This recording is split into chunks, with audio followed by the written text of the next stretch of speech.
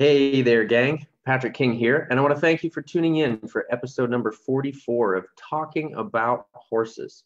Today, I'm pleased to be joined by my friend Warwick Schiller. A lifelong equestrian of varying disciplines, Warwick Schiller moved from his home country of Australia in his 20s to the United States in order to pursue his dream of training horses. He focused on his competitive efforts on reining, eventually becoming an NRHA Reserve World Champion, and also representing Australia at the 2010 and 2018 World Equestrian Games. His love of storytelling, combined with the thousands of hours spent among the best horse trainers, a wide variety of horses, and horse owners and trainers, has helped him to build a well-earned reputation for being among the top professional horsemen himself. His positive support of his followers is ever apparent in his willingness to engage with people online and in person, and his candid sharing of his own development process, both in his horsemanship and in his personal life, makes him one of my favorite people. Warwick, thank you so much for joining me for an episode here of Talking About Horses. Good to see you again, Patrick. It's been a while. It has been a while. And this is our first time doing this on Zoom. So what's it been? Was it, I think, about 2 years ago that you joined me for one of my first podcast episodes here? Yeah, it's supposed to be an hour long. And I think the podcast was 2 hours and we talked for another hour after that. I think we talked exactly. And it was midnight here on the West Coast. So I have no idea what time it was where you were. Right. Yeah, it was late. But it was fun. You had to leave and go somewhere the next day, I think. You had to get up early and go to the airport or something. Something like that. Yeah. Always something going on, huh?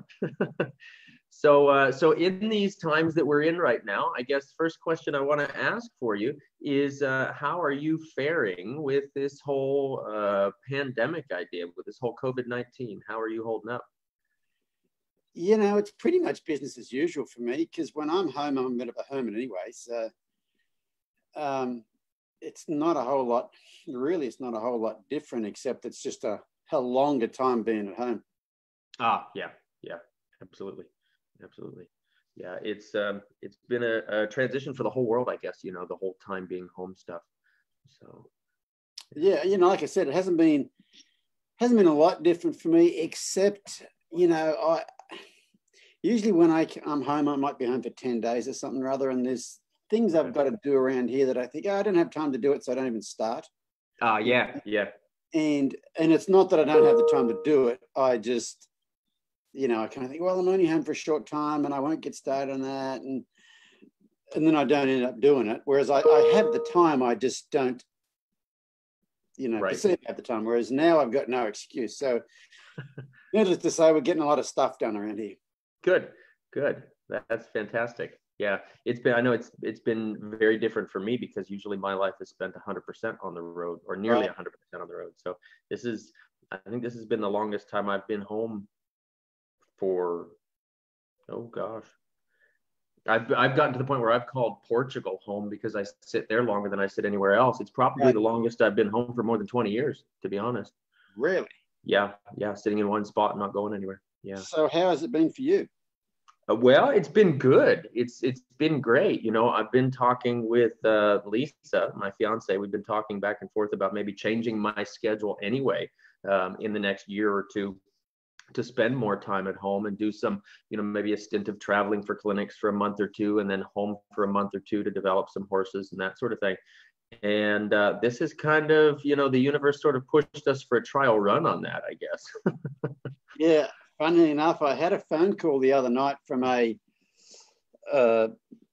very famous horseman. I don't need to mention his name, but he's a very famous horseman that does a lot of clinics. And he was saying, this is kind of like a bit of a wake-up call. Like he said, I've been wanting to spend more time at home, and I just felt like I haven't had the time to spend more time at home, and now I have to, he said. And so he's kind of looking at maybe doing things a bit different. And I think, they say from what I read that a lot of people that are working from home now, either they've realized they can work from home or their employees realized that they can work from home and it still works. So, I think after this is all over, the world will probably be a little bit of a different place than it has been.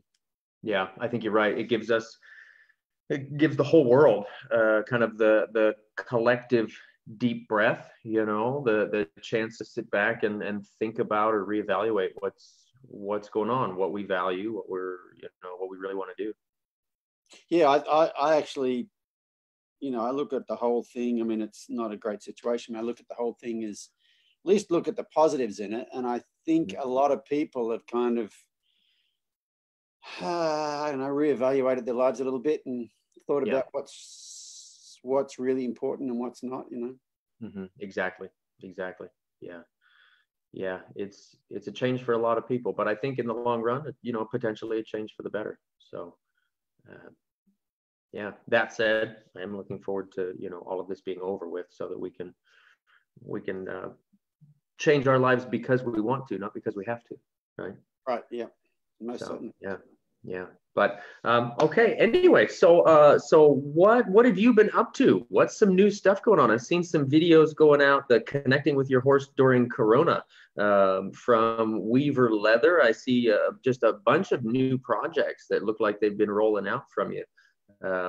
It must be good having Tyler home for help with that, huh? Yes, and my son Tyler, he graduated with a degree in business administration last year, and so he came home and joined us, I guess, in June. And so it was actually cool. The first probably 6 months he was home, we just traveled everywhere. We were all over the place. We spent a couple of weeks in England. I was doing clinics and he came along there, and then we came home for a while, and then we were about 10 days in Holland. Okay. And then we flew from Holland to Morocco, or in Morocco for a week. And then we came home, and then we went to New Zealand for 2 weeks for Horse Expo and some clinics. So yeah, it was really cool getting to spend that much time with him after he'd been away at college for 4 years. So it was cool. Yeah. Cool. Very cool. So yeah, I was, trying as much as I could to follow what you have going on there. And the adventures there. And I saw some fun photos, of course, stuff like that along the way, photos of you guys being crazy and jumping in frozen lakes and all that wild stuff. And this deal about, what was this, Mongolia, riding the camels in Mongolia? Yeah, we went to Mongolia for, I guess we're there for about 15, 16 days, but we rode camels across the Gobi Desert, 300 kilometers across the Gobi Desert, following part of the old Silk Road that Marco Polo went on. And it was absolutely amazing experience. Yeah, very cool. What spurred that? You just woke up one day and said, I think we're going to do this. What the hell? No, the girl that actually organized it. So there's a girl from New Zealand. Where's this book here? There's a girl from New Zealand named Chloe Phillips Harris. Okay. And I met her at a horse expo in New Zealand about 6 years ago. She was volunteering at the time for it's not a horse rescue, but they go to third world countries that use horses for agricultural equipment, basically, and help them with better management practices. She'd go to India quite a bit, and they'd have like horses with pack saws on them about that deep and all sorts of stuff like that. But anyway, that's where I first met her, and she's an adventurer. Okay, that picture on the cover of that book was when she did the Mongol Derby. Oh, okay, yeah. That's when she first went to Mongolia and fell in love with the place, and she's been going back every year ever since. And about 3 years ago, she organized this trip, and then she organized it a second time. And both times she had asked me, would I come on it? And she'd always asked me like 4 or 5 months ahead of time, and I kind of tend to book my stuff about 6 months ahead of time. And so I never could make it. And for my son's graduation present, we were going to backpack across India. Okay. We were going to, ride on the tops of trains or whatever it is you do in India, not have the paid vacation in India, like stay at nice places, but backpack basically. And my son, he changed universities after 2 years and lost a lot of credits, so he had to do a lot of catching up the last 2 years because he changed majors. And he January, I guess last year, he did what do they call it, where you go overseas and take a semester of something in 2 weeks. What do they call it? I forget what they call it. But anyway, he went to Hong Kong and took a supply chain management course, Okay. so he could graduate in time. And when they were there, they went over into mainland China and went to some of those big factories and stuff. Mm. And he came back from that and he goes, you know what? I'm not sure I want to go to an industrialized third world country.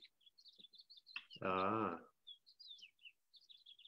So he said, no, let's not go to India. Well, then I thought, well, I wonder if the Mongolia trip's still on. So I messaged Chloe and I said, you guys still going to Mongolia doing the camel thing? She said, yeah, you want to come? I said, heck yeah. Yeah. And so that's how we ended up doing the camel thing. But yeah, it was a pretty amazing trip. That's cool. Yeah, it looked like an amazing trip. I love the little video clips and all the photos that you were sharing. That was super fun to kind of bring everybody along a little bit on that. Yeah, what was cool about that was, I've traveled a bit. I think I've been to maybe 26 countries, something like that. And I've got some stories to tell. And so when we were on that camel trip, it was 700 kilometers from Ulaanbaatar, which is the capital of Mongolia, out to where we're going to ride the camels. So we spent a whole 12 hours crammed up in the back of this van with all these people driving out there. And we started telling stories, because there was 13 people on the trip. We started telling stories on the way out there. And after a while, Tyler and I just shut up because our stories were nothing. Yeah. Compared to these other people. Like they were full on adventurers. One of them had been a baby gorilla nurse in the Congo. One had been a orangutan nurse somewhere else. One had lived with the Taliban, a female, man. Actually. She's a vet from England. She'd been to 77 countries, I think. Wow. Been through some war-torn countries. It was amazing. We had a photographer on the trip. So he comes along and, in the support vehicle, he'll go up ahead and take pictures of us approaching. Oh, okay. We get really good pictures, but he was a photojournalist and he'd actually been mortar attacked on maybe the Iraqi border. Oh, wow. So we had some pretty interesting traveling companions. So yeah, it was very cool. They're all adventurers of some sort. So yeah, it's pretty cool. Yeah. Oh, fantastic. That would be super interesting to hear all those stories, in spite of the cramped, traveling conditions. Well, we got to ride camels for 10 days and trade stories while we're on the camels. So that was pretty cool. Yeah. Yeah. Oh, fantastic. Very cool. Very cool. Awesome. So let's talk, if you will. I've seen a little bit. Again, I mentioned these connecting with your horse during Corona videos that you've done. Tell me a little bit about those. Well, for a while now, I've been, for a long time, I trained and showed reining horses and also solved a lot of problem horses, stuff like that. I haven't been training horses for the public for 5 years now, maybe. Okay. The 5th year. And a lot of things changed for me when I was no longer doing that. When we had our horses, we bought this place, we have our horses outside the kitchen window, that sort of thing. Mm-hmm. I went more from training horses like they've got to do the job for everybody, and more about having more of a relationship with them. And I've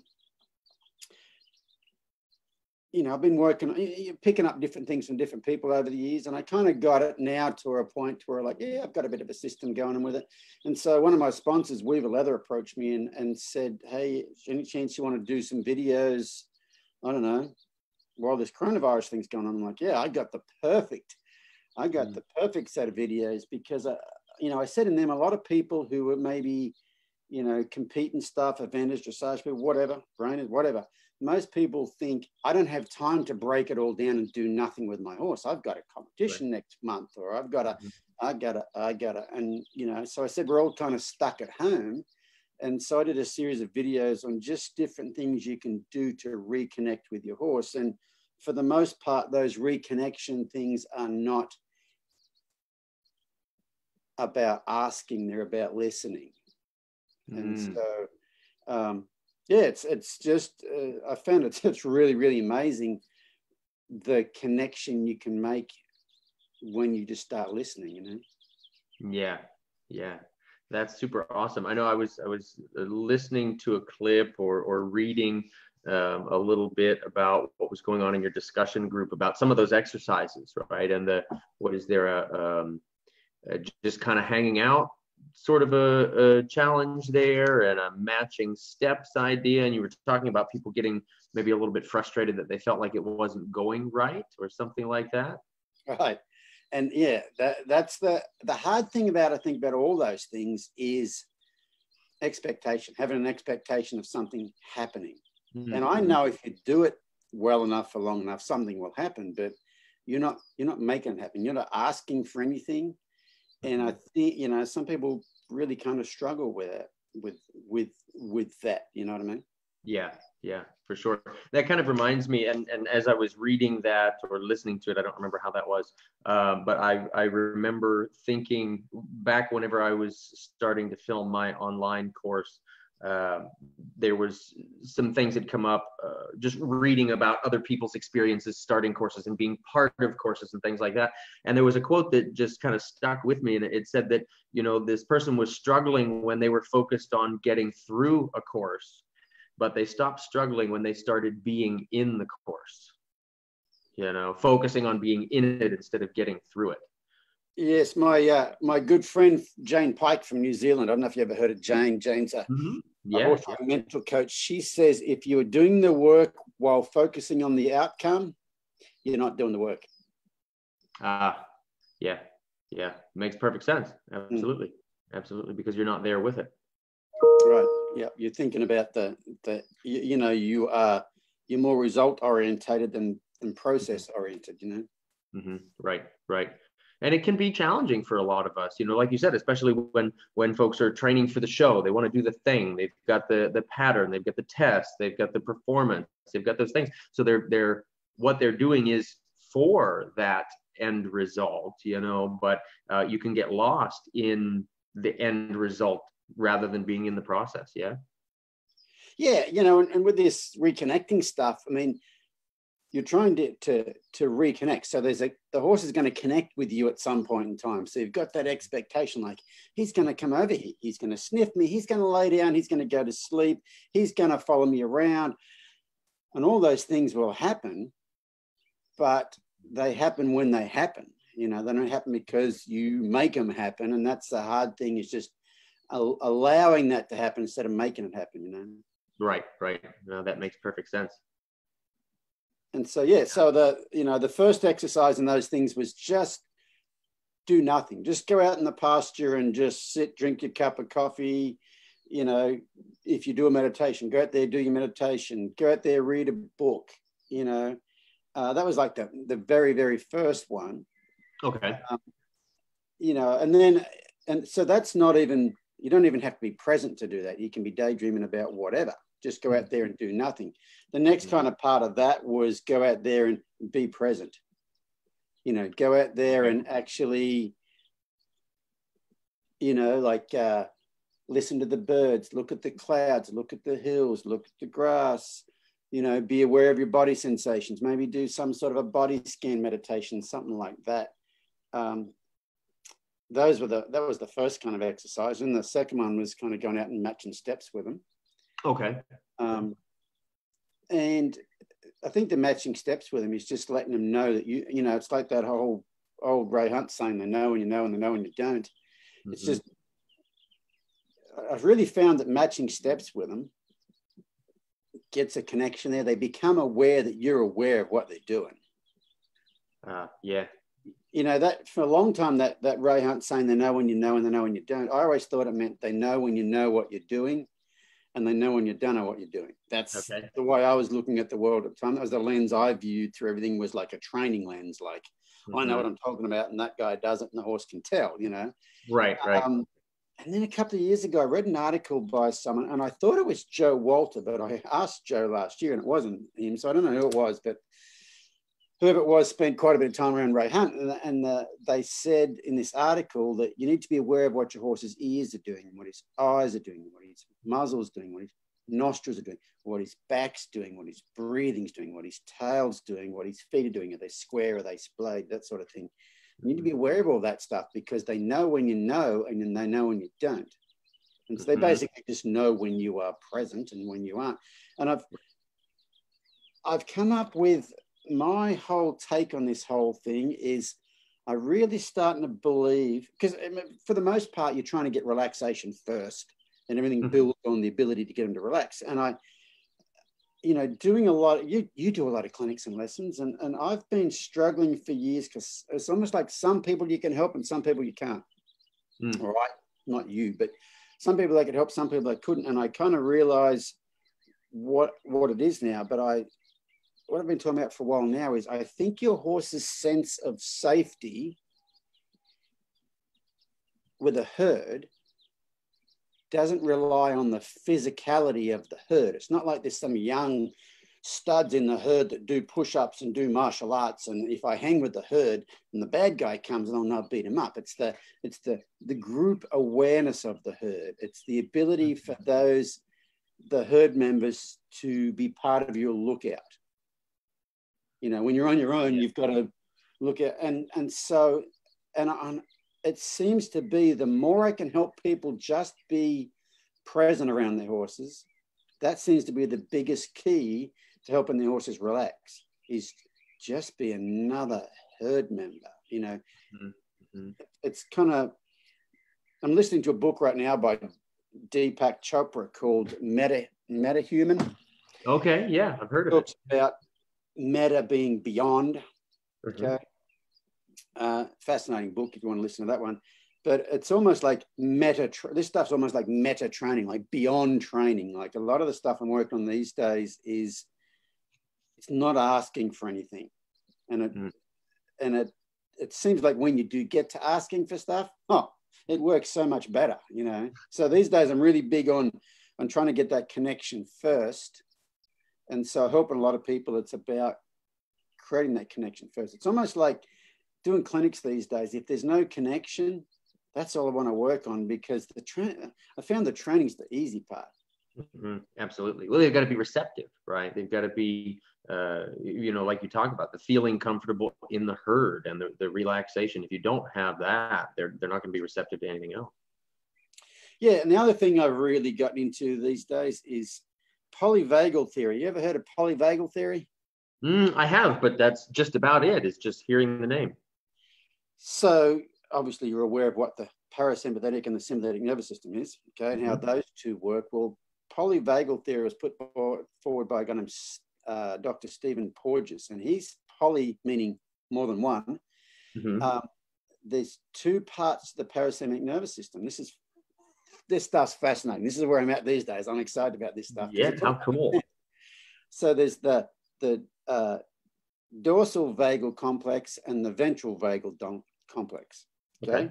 Two parts. You know what your vagus nerve is? Okay. It's basically a super highway between your brain, your heart, and your gut. Right.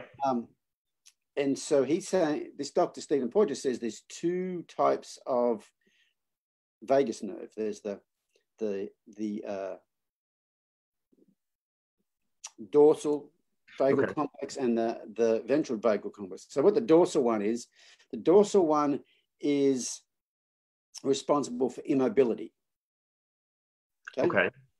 Standing still or laying down or whatever. And so if you think about it's a dial, if it's turned down low, a horse is maybe standing still and relaxed. But if it's turned up high, he's standing still because he's frozen. Oh, okay. So that one works on a it's like a dial. They can be standing still for several reasons. Now, if they are standing still and they're relaxed, if they're standing still because of that part of the vagus nerve. Gotcha. So where are they on that spectrum? Yes, it's on a spectrum. And so they could be actually in high level sympathetic nervous system and standing still. Okay, sure. Or they could be in really relaxed state and standing still, depending on where that part of the nervous system is. And the other side of it, the ventral vagal complex, is about social engagement. Okay. And they're both a brake. Okay, so your sympathetic nervous system is an accelerator that makes you go. both of those parts of the vagus nerve are brakes. And I think for a long time, teaching horse to be obedient, I think I've mostly worked on that dorsal vagal complex. Okay. Where I think, I used to do a lot of desensitizing and stuff like that. And not so much flooding desensitizing, but more approach and retreat type stuff. But I still think, looking back now, that dorsal vagal complex was working right. These days, working on this connection stuff, you're using the complete other brake. Gotcha. Yeah. It seems to be, and I think the reason the training is easier is because you're developing that social network rather than, they're standing still because the social thing is working well, more so than that, what do they call it, dorsal one turned up high. Mm-hmm. The way I've had it seen and explained to me is they're never in just the parasympathetic or the sympathetic. There's three knobs. There's three dials on this thing. There's the sympathetic nervous system. There's that one. For instance, you can have high sympathetic nervous system and high social engagement. Yes. When they're playing. When two horses are out there wrestling and playing, they're very active. Mm-hmm. Okay. They're very active, but they're very relaxed too. Yeah, right, exactly.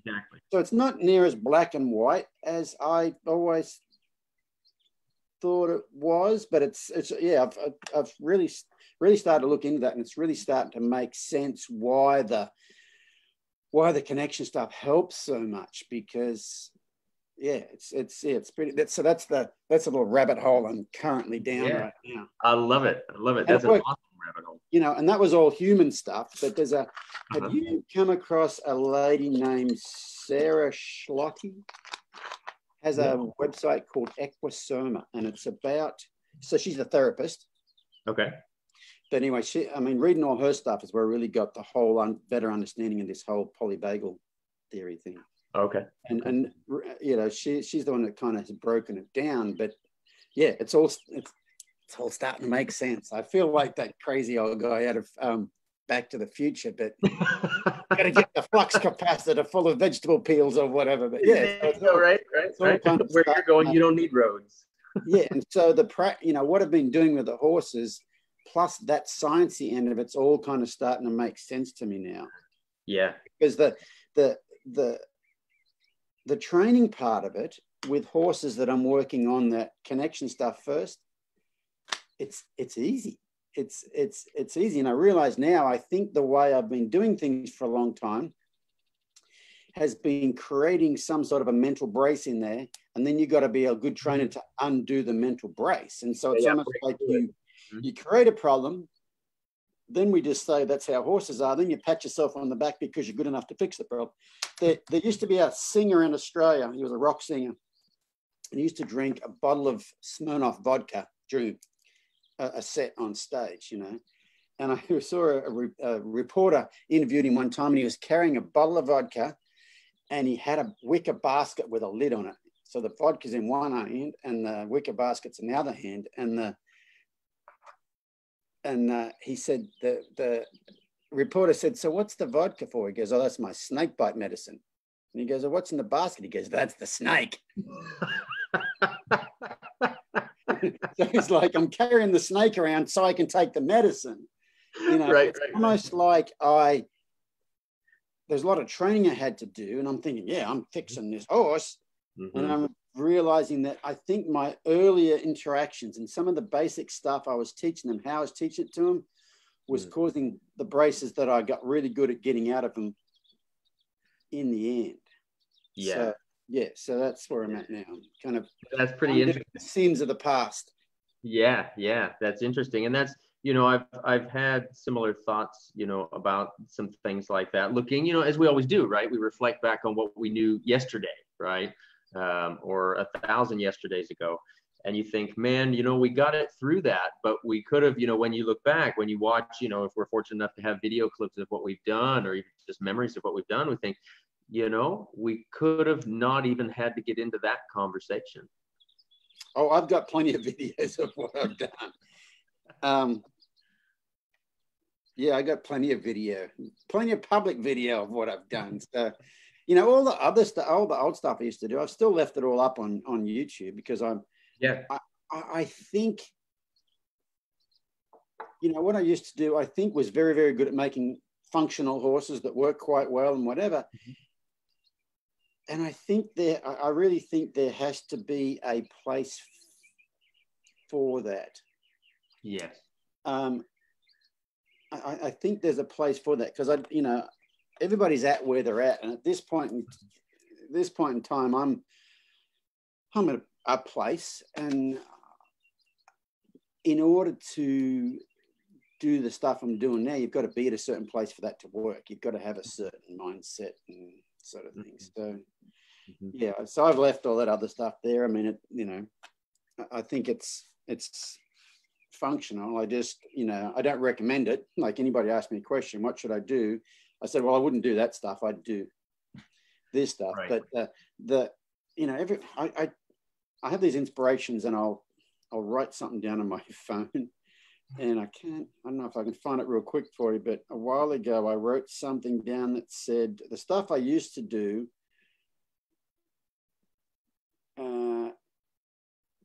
I think it was the stuff I used to do. You have to change what you do in order for it to work. This new stuff, you have to change who you are in order for it to work. Oh, nice. I like that. Yeah.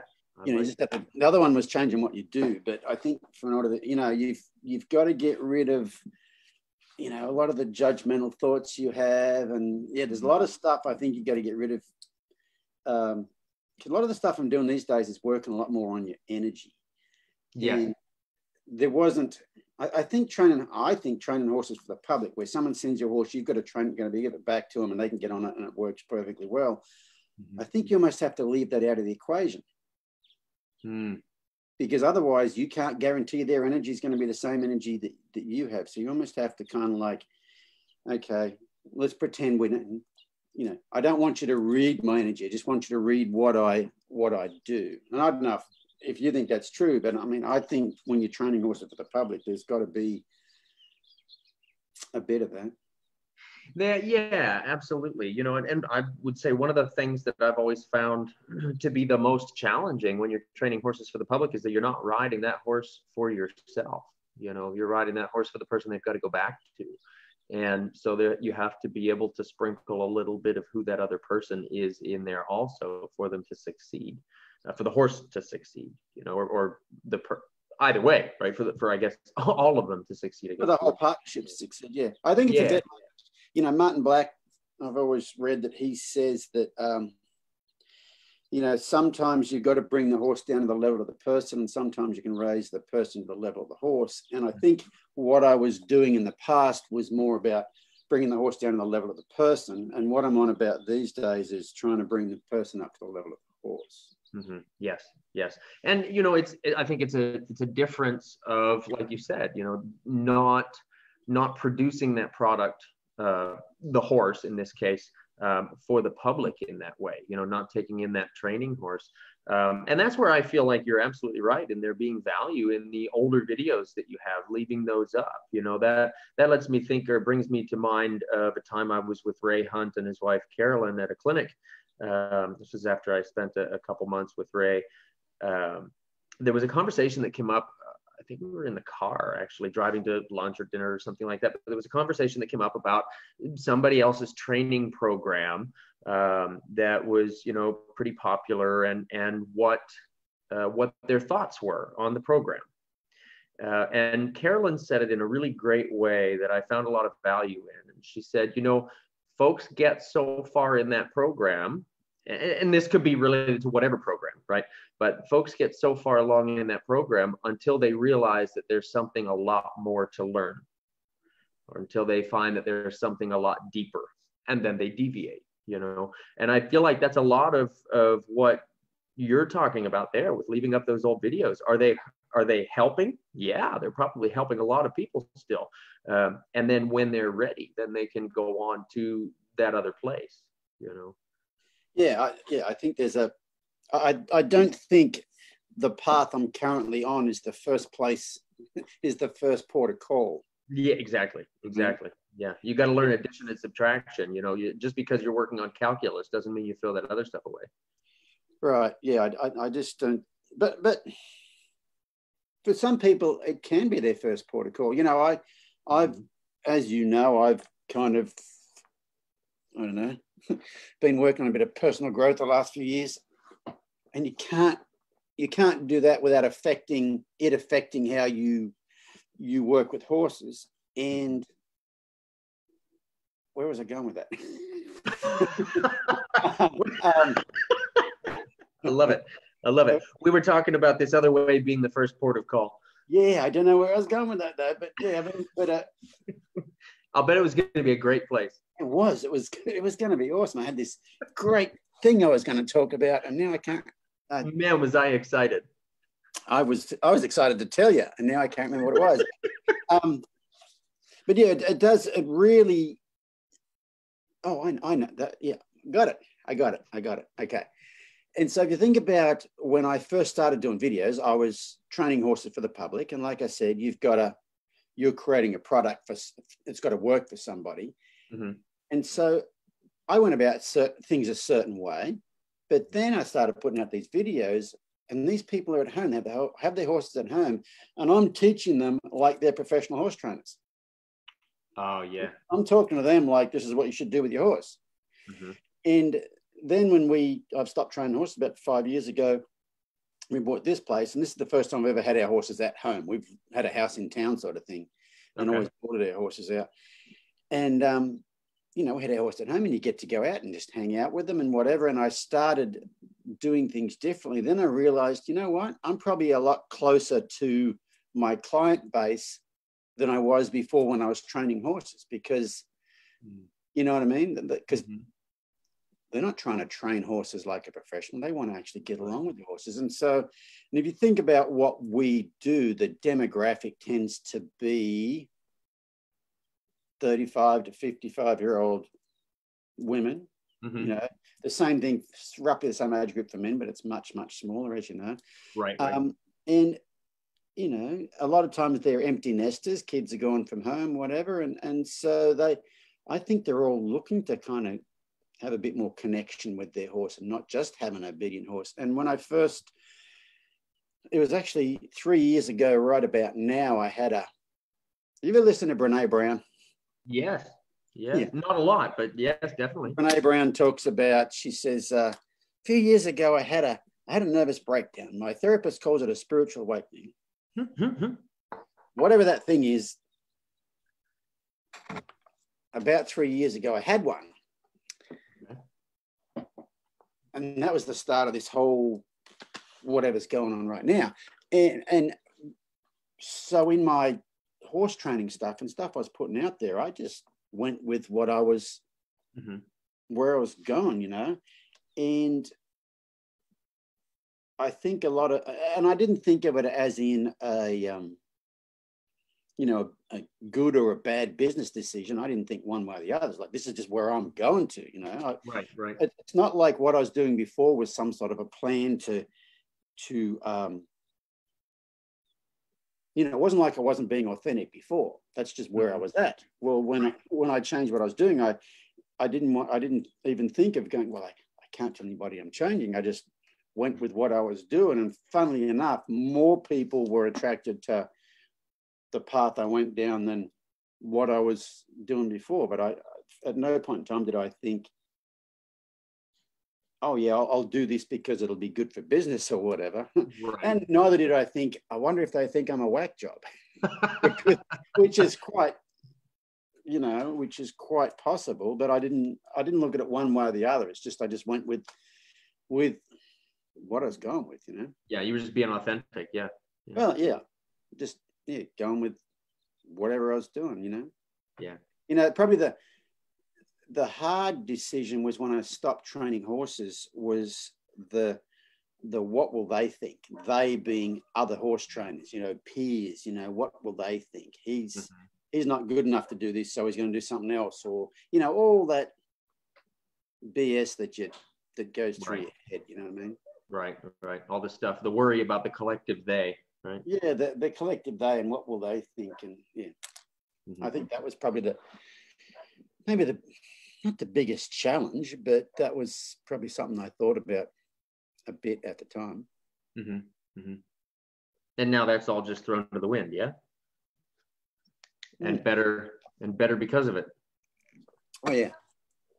Yeah, the things you learn along the way, isn't it? You know, like one of life's great lessons is what other people think of you is none of your business. And that is such a hard lesson.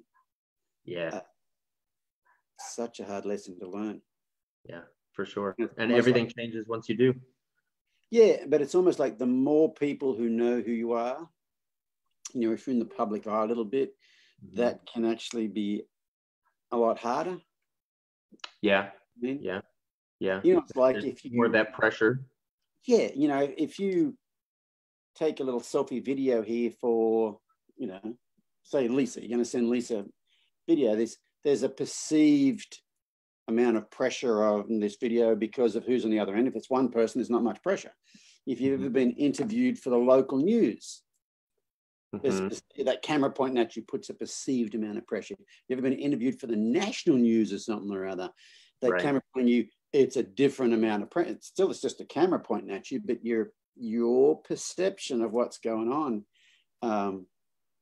you know, it's just imagined pressure, but it's still there. Yeah, yeah. And now you're talking about that dorsal vagal nerve again, right?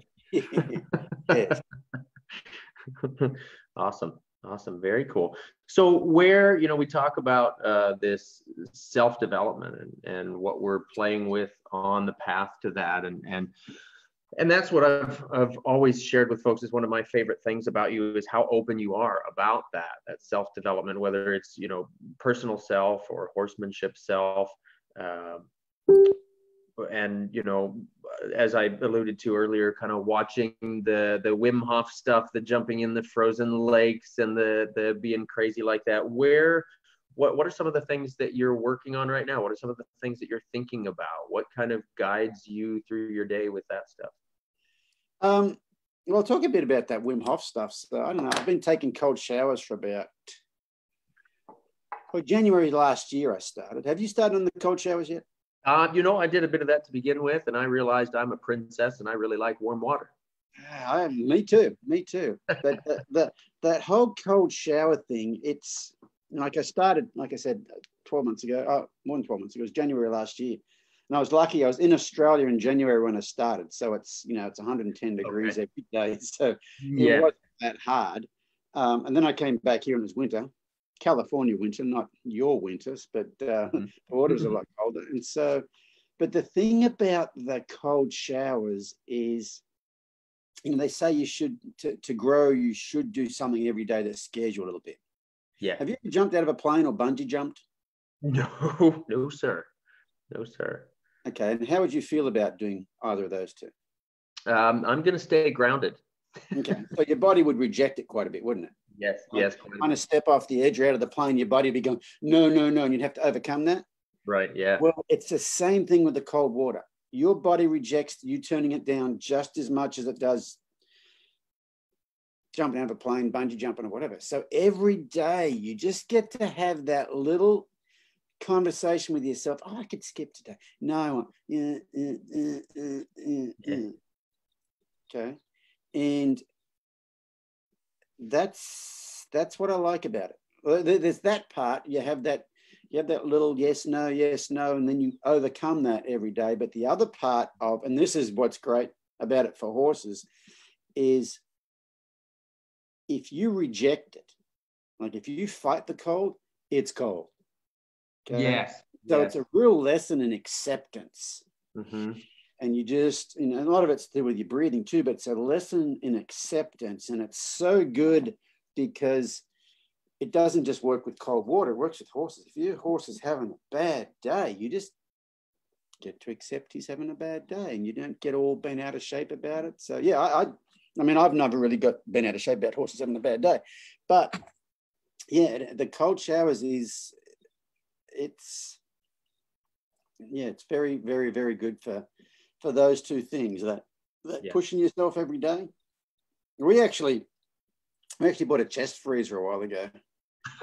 Oh no. And the whole ice bath idea. Yeah, I'd had a few ice baths, and so I thought, well, I want to be able to do this every day. So we bought a chest freezer a while ago, and there's a whole protocol you got to go through to outfit a chest freezer so it works with water. You know, one of the things you got to chuck underneath, because the weight of the water will make the bottom sag and it'll split open and the sides sure. and it gets rust in it and all sorts of stuff. So there's a fair bit of preparation. But anyway, we got that thing going. And then, we were having ice baths every couple of days for probably a couple of weeks. And then we went to Mongolia. Oh, okay. Then I went to Australia for 2 weeks, and I got back from Australia in January, and then the next day we went to Mongolia. And I haven't really fired it back up since I've been back from Mongolia. You had enough cold there, eh? Well, the thing is, it's been hard to get back into, because the whole time we're out in the desert, you don't shower. There's no running water out there. There's very little water at all, actually. Mostly you drink fermented cow's milk, camel's milk, and goat's milk. Yeah. You ever heard of camel milk vodka? Camel milk vodka? No, I can't say that I have. I've been fortunate enough to have camel's milk fresh from the udder, but not a camel milk vodka. I drank quite a bit of camel milk vodka in Mongolia. So we got back from there, and I think I stayed away from the cold showers for a little while, just because it was hard to get started again. Sure. And it's a bit like training horses. I had a bit of time off, and instead of going back to the start, because how I got into the cold showers was you'd have a hot shower, then you just turn it down to lukish warm for 30 seconds before you get out. And then you get to where you turn it down a little bit more every day until you can turn it all the way to cold. Well, I came back from Mongolia, hadn't been showering, and then went to try to go back where I'd started, and I didn't like it. And then I stopped doing it for a while. And then I'm like, okay, what would I do if this cold shower was a horse? Right. I would go back and retrain it from the very beginning. And so now I'm back to actually enjoying them again. For a while, a month or so, it was like, they sucked. Yeah. Yeah. Well, and I kind of went through that. I was doing it a little bit a few years ago. I think by the sound of it, about the same time you were starting up with it. So must have been something in the universe connecting paths that way. But I was doing that, and so you said it was January. You were in Australia, so it was summer, so it was easy. I was doing it in the winter here, which I actually found really beneficial. Right now, so January consistently for me for quite a few years was teaching in Wisconsin, which is, really balmy warm in January. Yeah, I bet. Like minus 40 kind of weather. But what I've found is that in the winter, I will do more of the cold shower idea for up to a couple minutes, and it makes my day in the cold much more bearable if I've started it with that cold shower. Yep. And then I just decided, just like you were talking about, once I got away from it, it was like, okay, yep, nope, not getting back to that. That just kind of sucks. It does. But like I said, I'm back to actually enjoying it now. I don't have to have such a big conversation to turn it. I can just crank it back down to cold, and I'm good, Yeah. Well, and it's we've got a question just came in from Kathleen. Can somebody explain why we would want to do cold showers? And there's a lot of science behind it, not only the psychological side of pushing yourself like we're talking about, but there's a lot of science behind why it's actually really good for your body on an internal level. Yeah, one of the other reasons I started doing it is because I have found out in the last couple of years that I have for a long time suffered from a form of depression, and so they use cold showers to help with that. And I'm in my head a lot. Yeah. And you can't be in your head when you're having a cold shower. You are very aware that you are in a cold shower. You are very, very. That's a mindfulness experience right there, isn't it? A mindfulness experience right there. That's very true. And that's actually the reason I started doing it, was about the depression stuff. But then I found that all the other stuff, like you get to have that argument with yourself every day to turn that thing down. And I had a cold shower every day for a year without missing one. And really? it's a bit like they say in AA for alcoholics, you don't you don't have to not drink for the rest of your life. You just have to not drink today.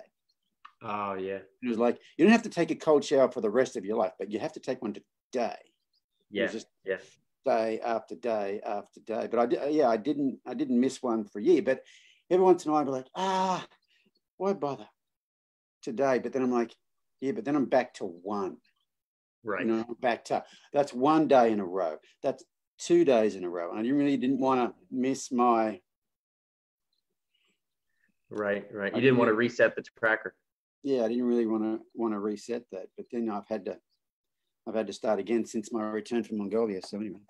Yeah. But I'm on the straight now. So Kathleen, that's how I started out. That's why I started out doing it. So yeah, perfect. That's very cool. So okay, let's jump over then. We've been talking about the parallels of these things. You mentioned earlier about focusing on the relaxation, talking about horses laying down. That's something that I've seen lots of photos, lots of videos, lots of people talking about their horses laying down in clinics with you recently. And I'm guessing it's probably not because they're being worked into exhaustion. So what's going on with that? I think the ones that lay down don't lay down much at home. Okay. I think they, even though they might seem quiet or whatever, I think they might have a very high dorsal vagal thing going on, which means they're kind of shut down. But, horses need about half an hour of REM sleep a day to stay normal, and they've got to lay down to do that. They can't get that REM sleep standing up. And I think these horses laying down at clinics, for them, like you said, they're not being worked into the ground. For the most part, we're not doing anything. Usually, I think what's happened is the person, their owner, has never really been present around them. I think that's it. I mean, there's a lot of them at clinics that just lay down, and people say he's never laid down. I've never seen him lay down before. He's never laid down around me, and it's not every horse, but it almost seems like the ones that do it are the ones that have made the biggest mental change at the clinic. And usually the biggest mental change is having the owners just be present, just to be and not expect anything, not having the expectations, not trying to do anything, basically just communicating how present they are, how aware they are. So a lot of the stuff I've been doing is trying to get people to be better at that. To be being present, being in their own bodies. It's amazing, but it's not, we're not trying to get them to lay down, and it's not the point of the whole thing. It's just a lot of them do it. Yeah, it's the byproduct of finally being able to let down that completely. Yeah, and another thing too is probably because I've been quite a bit public about the direction I'm heading in, but I get quite a lot of spectators at clinics, and a lot of them are on a pretty spiritual sort of path, and the energy at some of those clinics is pretty cool. I'll bet. Yeah. Because everybody there is kind of the same bent, and no one's kind of sitting there like, well, just whack it on the ass and make it do something. They're all pretty involved in the whole process sort of thing. And yeah, you get this, you'd probably say in Portugal, probably been to some of those old cathedrals, whatever, and you go in there and there's yeah, exactly. The energy overtakes you. Yeah. And so some of those clinics, it's been, I've had that sort of energy, like, wow. Yeah. That's very cool. I'm really, really lucky to get to experience that. But yeah, you get that group energy, that just a group of people who are all of the same bent about life. It's pretty cool. Yeah. How cool. And there's a whole different feeling, I think, in clinics like that, as to where the learning goes and how the experience goes, and I feel like with that, maybe I'm wrong, but I feel like you can't recreate that on purpose. That just falls in line really well like that sometimes. Yeah, sometimes you have some pretty magic moments, and you couldn't you know, if you didn't video it, you can't set it back up and redo it. Yeah, exactly. Exactly. You know, I found that the atmosphere at a clinic feels, the energy feels totally different than it does, say, to demo at a horse expo. Yes, very because much. the horse expo, people might wander along like, oh, who the hell is this guy? And then they're sitting there and their energy's kind of like, well, come on, isn't he going to do something? Boy, he talks a lot. Boy, he really talks a lot. Am I going to say, like, is this horse going to buck or what? Like, I'm not, what's going, you know. Yep. So that you tend to have that, you can have that sort of energy at horse expos. I have found that as time goes on, I'm getting less and less of that. I did a horse expo last year in somewhere in your neck of the woods. I can't remember what state it is. I can't remember what city it was. But it was back in your neck of the woods somewhere. And some of those horse expos, you know, I'm relegated to the back arena, and some of the horse expos you get the Coliseum. And this one, I happen to have the Coliseum at this place. And one day I did an hour-and-a-half talk basically on not training your horse. All the things you can do to create connection that's not training your horse. Yeah. And I wasn't really paying attention to how many people were in there, but I know that they have a rodeo there at nighttime. And because I wanted tickets to go to the rodeo one night, and I asked them, could I get some tickets? And they said, oh, I think that, we might have one. And I said, well, how many sold out? And they said, oh, the place holds 5,000 people. So I talked for an hour and a half on not training your horse. And at the end of the thing, I kind of looked up and looked around, I'm like, holy cow, this place is half full. Wow. Wow. And it just, there wasn't that full at the start. So people were coming in as I was talking. Yeah. This is in the Midwest. I'd expect in the Midwest, people would be leaving when I start. You know? Right. What is this guy talking about not training my horse? I came here to learn how to train my horse. The craziest thing happened afterwards. So I go back to the booth. I'm going to go back to the booth. Anybody got any questions, come back to the booth. So I go back to the booth. There's a line of people. And I was talking a lot about, you know, changing your expectations, and especially a lot about energy and like projecting energy when you want, you know, either pushing or pulling energy when you're getting a horse to move or whatever. Anyway, so the lineup's there, and there's a lot of kind of woo-woo sort of people in the lineup. Like they come up and their questions would be kind of woo-woo. And in the line was this old cowboy looking dude. He looked like John Wayne, big, tall guy, beat up old straw hat, like dirty old Carhartt jacket and like bib and brace Carhartt overalls on, you know, and he finally gets up to the front. And he says, and we shake hands, you know, and he goes, so Sonny, you were talking about getting a horse out there. You're talking about getting a horse to move with energy. And I'm like, yeah. And he goes, you want to know the best way to get a horse to move off your energy? And I'm thinking, this is going to involve a really big stick. I know it is. A hot shot or... Yeah. And he said, so what you do, hang on, I got to think about what he said. So what you do is you really focus on your root chakra, and you develop a great deal of energy in your root chakra, and then you pull it up into your heart space and you breathe it towards them. You could have knocked me over with a feather. That's crazy. That was not what I was expecting. Right. Oh, amazing. And it's funny. It's almost like everything old is new again, but a lot of the stuff I'm on these days, it's like you talk to really old people, read old stuff like, oh, it was all there, you know. It's just, you know, it was before we had all this. Yes, exactly. Last year I was doing a clinic in Australia, and there's a guy that showed up on the second day to watch, and he's an old, you know, old cowboy, winkly old cowboy looking fella, you know, and he was watching for 3/4 of the second day. And I'm just imagining he's over there thinking, this guy's an idiot. He just needs to whack the horse on the bum and he'll be, you know. And when the clinic was over, he hung around, and I was packing stuff up, and he kind of hung around like he wanted to have a chat. So I went over and introduced myself to him. We're chatting there for a bit, and he said, and so this guy's got to be maybe 65. And so he said, so when I was he said, you're talking about getting a horse to move with energy, off energy. He says, when I was a young boy, an old stockman that I knew that taught me, he was really old at the time. So when this guy was a young boy, so 55 years ago, so 55 5 years ago, this guy was old. Yeah, right. Gotcha. Yeah. 1953. So like say mid-60s, 1965, this guy's old. Yeah. So if he's old in 1965, he's probably born in the late 1800s. Right. Yeah. Yeah. Okay.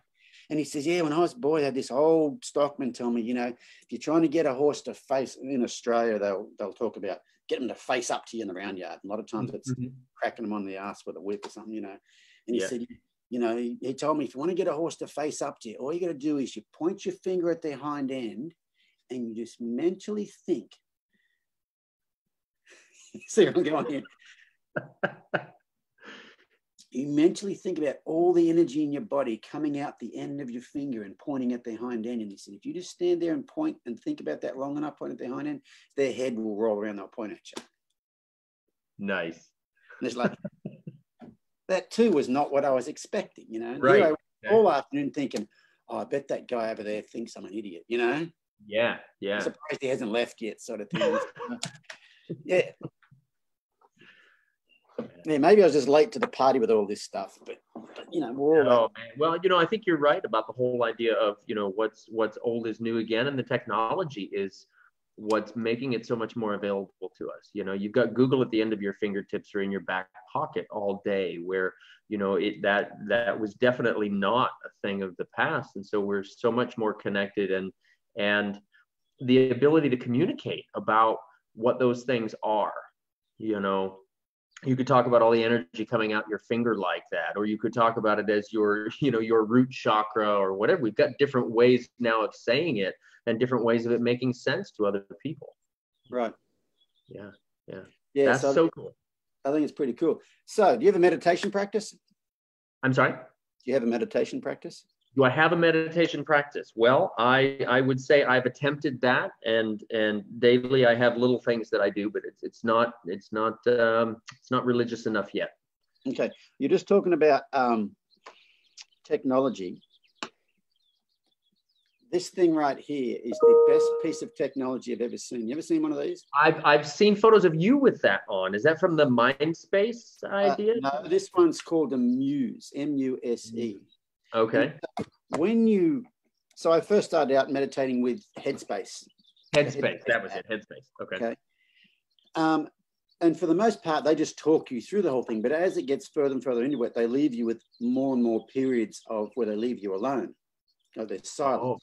Oh, okay. So maybe you're supposed to be focusing on your breath or something or other, and then, squirrel, and you're thinking about whatever. And you might be thinking about whatever for 10 minutes and you don't realize you're doing it. And then holy cow, I'm not thinking about my breath. And you got to bring it back again. Okay. Well, what this thing does, it gives you feedback. So there's sensors on this band right here, and they touch your forehead. Okay. There's sensors on your ears, and it goes over your ears. Anyway, it goes to an app in your phone, and you put your earphones in, and you can have it set on different sounds. The one I've got it set for is rainforest. And so you get feedback in your ears depending on where your mind's at. And so it's the sound of leaves rain falling on leaves in a rainforest. And so if your mind's somewhat settled, it'll be really light sound, like little like pitter patter rain.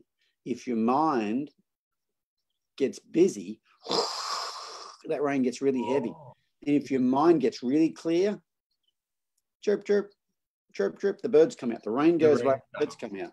No kidding. Cool. And so it's been the greatest help. But when I first started doing it, it'd be heavy rain a lot, and you're trying to focus on your breathing, and you're trying to figure out which one of the focusing on your breathing techniques sort of thing works the best. Okay. Okay. So it's a lot of heavy rain, that's light rain. And then the first day you get a chirp, chirp, you go, hey, the birds, and then, because your mind lives again. But it's right.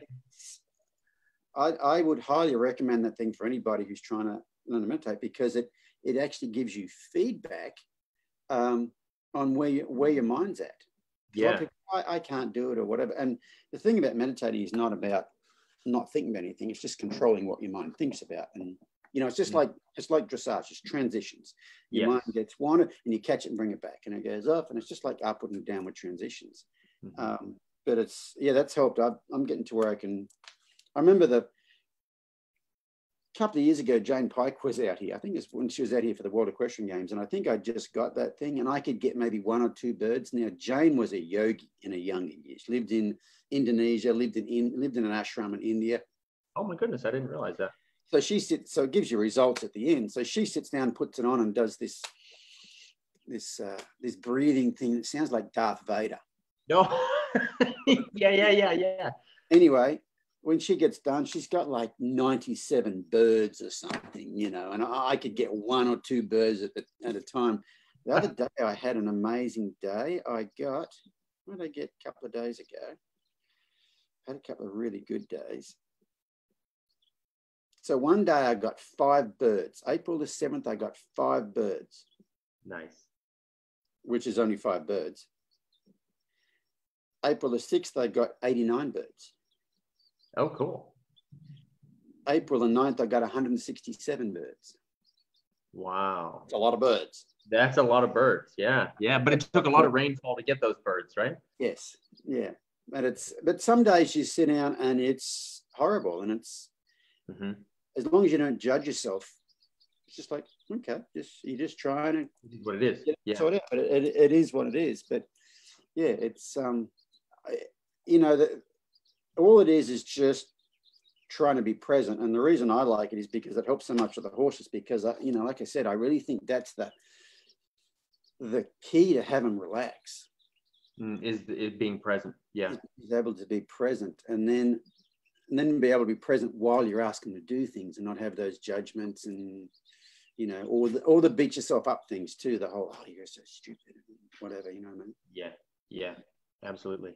So if you were going to give advice, if you were going to give meditation advice to somebody listening, what would you, since we've gone from heavy rainfall to, you know, 105 birds, what would you say is the, for you maybe, is one of the keys to quieting that rainfall? Well, that's not the hard part. So at my clinics, I'll always, at the start of the clinics, I do a bit of a talk for a little while, maybe an hour, sometimes 2. And during that I'll ask people, does anybody here meditate? And several people will raise their hands. I might have 50 people there and several of them will raise their hands. And I say, anybody here tried to meditate and can't? Everybody's hand goes up. Or a lot of people's hand goes up, you know. And then I go, why can't you meditate? And I go around and I ask them, oh, why can't you meditate? Oh, because I can't stop my mind from thinking about stuff. Oh, I can't do it. And it's all this judgment stuff. And most of them say, I can't stop my mind from thinking about stuff. Yeah. And at that horse expo I was at, where the old cowboy guy talked about the energy stuff, you know, I had a girl come by the booth and she said, I said, have you ever tried to meditate? She goes, yeah, I tried, I can't. And I said, and she was getting a little bit teary about it. And I said, come in here and sit down. So I got her in the booth and I had her sit down and I said, so when you try to meditate, how do you do it? She goes, well, I sit down and I try to get real relaxed, try to quieten my mind and get real relaxed. And I said, well, there's your problem right there. That's the end result of meditating. That's not how you meditate. And I went through it with her, but I talk about it to people at clinics too. I said, so who's ever tried to meditate? And the reason you can't, because you sit down and you're supposed to be focusing on your breathing, and then you find you're thinking about your shopping. And everybody's like, yeah, that's me. And I go, perfect. That's meditating. Yeah, right. That is what it is. You think about your breathing, and you're aware you're thinking about your breathing, and you start thinking about your shopping, and you're not aware you're thinking about your shopping. And I said, the instant you become aware that you're thinking about your shopping, as Eckhart Tolle, he says, when you are aware you're not present, you're present. And I said, yeah. All you have to do is go, perfect, and come back to breathing. And I said, think about it as transitions, dressage, transitions. That's a great way to talk about it. I had to do a transition. I suck. No, it's all about transitions. It's about how many transitions can you do? Yeah. That's so if I was going to give anybody, I'm not qualified to give meditation advice, but if I was going to give anybody meditation advice, I think the problem most people have with it is because they beat themselves up. All these people at these clinics say, I've tried to meditate and I can't. And I've been talking a lot about Wayne Dyer's quote, when you change the way you look at things, the things you look at change. And this is one of them, because people say, oh, I tried meditating and I can't. And I go, what happens? They go, well, I'll be thinking about my breathing. And then I realize I'm thinking about my shopping. See, I can't do it. I'm like, but as soon as you know you're thinking about your shopping, you are doing it. And so the outcome's no different, except your self-judgment's different. Instead of you going, I suck, I can't do this, my mind's too busy, you go, hey, I can do this. I am doing it. That's what it is. I became aware. I think it's the same with people with their horses. I think everybody thinks it's a straight line. You start here and you end up there. And you realize, what you got to realize is you get better, then it gets worse, and it gets better and it gets worse. We got a new tattoo last year. This thing. Oh yeah, right. It's called, it's a Buddhist symbol called a unalome. And it's about your path. And initially your path's a bit of a spiral and you go around, then you kind of get going in the direction you want. And then, it loops back. And then you get going in the direction and it loops back. And it loops back. And that's switchbacks. Yeah. That's learning to do anything, but that's how it goes with horses. It gets better, it gets worse. And a lot of people tend to beat themselves up because it got worse. It's like, if you know that's part of the process, instead of beating yourself up, you kind of go, I got it. Exactly. So, yeah. that's something else I've been on about quite a bit lately. It's just people in their self-judgment. I mean, we're our own worst enemy. We beat ourselves up, and that creates an energy in you that your horse feels as well. And especially if your horse does something wrong, instead of you just being able to observe it with no judgment, which would be present energy, you tend to go, oh God, he's doing it wrong and I suck. And now your energy is just, it's not there. And so, I think being able to be present and also having being non-judgmental is, I think that's a huge part of the average person struggling with their horse is it's not I don't think it's the horse stuff, really, that's the hard part. And everybody thinks, I'm not very good with horses or whatever, I can't do this. But a lot of it has to do with the energy you bring to the table, and then your judgment of what happens when you are working with your horse. And, I really learned a lot of stuff from listening to Brene Brown. She talks about the difference between shame and guilt. You ever heard her definition of those? Yes, absolutely. Yeah, that's a video that I've seen a couple times. Yeah. Shame is a focus on self, and guilt is a focus on behavior. So shame is, I am stupid. And guilt is, I did something stupid, but what does that allow you to do? But next time that situation pops up, I won't do that. Yes, exactly. You kind of give yourself, and you can give yourself a plan for next time. But when you have that shame spiral, when you kind of go, I'm so stupid, you start to believe your self-talk. You start to believe you're stupid. And you believe you can't do it. And I think that's the big thing I'm on these days, because I think I'm just getting to the point where I think it's so much beyond your physicality, what you do with the horse physically. You got to get that right. Right. I really think it's the thoughts you think and how that affects you energetically, what energy you bring to the table. I've had, like I said earlier on, for years I've struggled with some people. I just can't help them. Yeah. You can get them to do the physical thing right, and maybe you should get a cat. That sort of thing. Not that I've ever said that, but you kind of think, you're hard to help. Well, now I know why they're hard to help. It's because of all that. Usually those people have a lot of, inner chatter that's very self-deprecating, and they have a hard time being present, sometimes because of that inner chatter and stuff. And so at clinics these days, I spend quite a bit of time talking about that sort of stuff, because I think it's the hugest part of the equation. Yeah. It's like what you had said earlier, something along those lines of it's not what you do different, it's how you are different.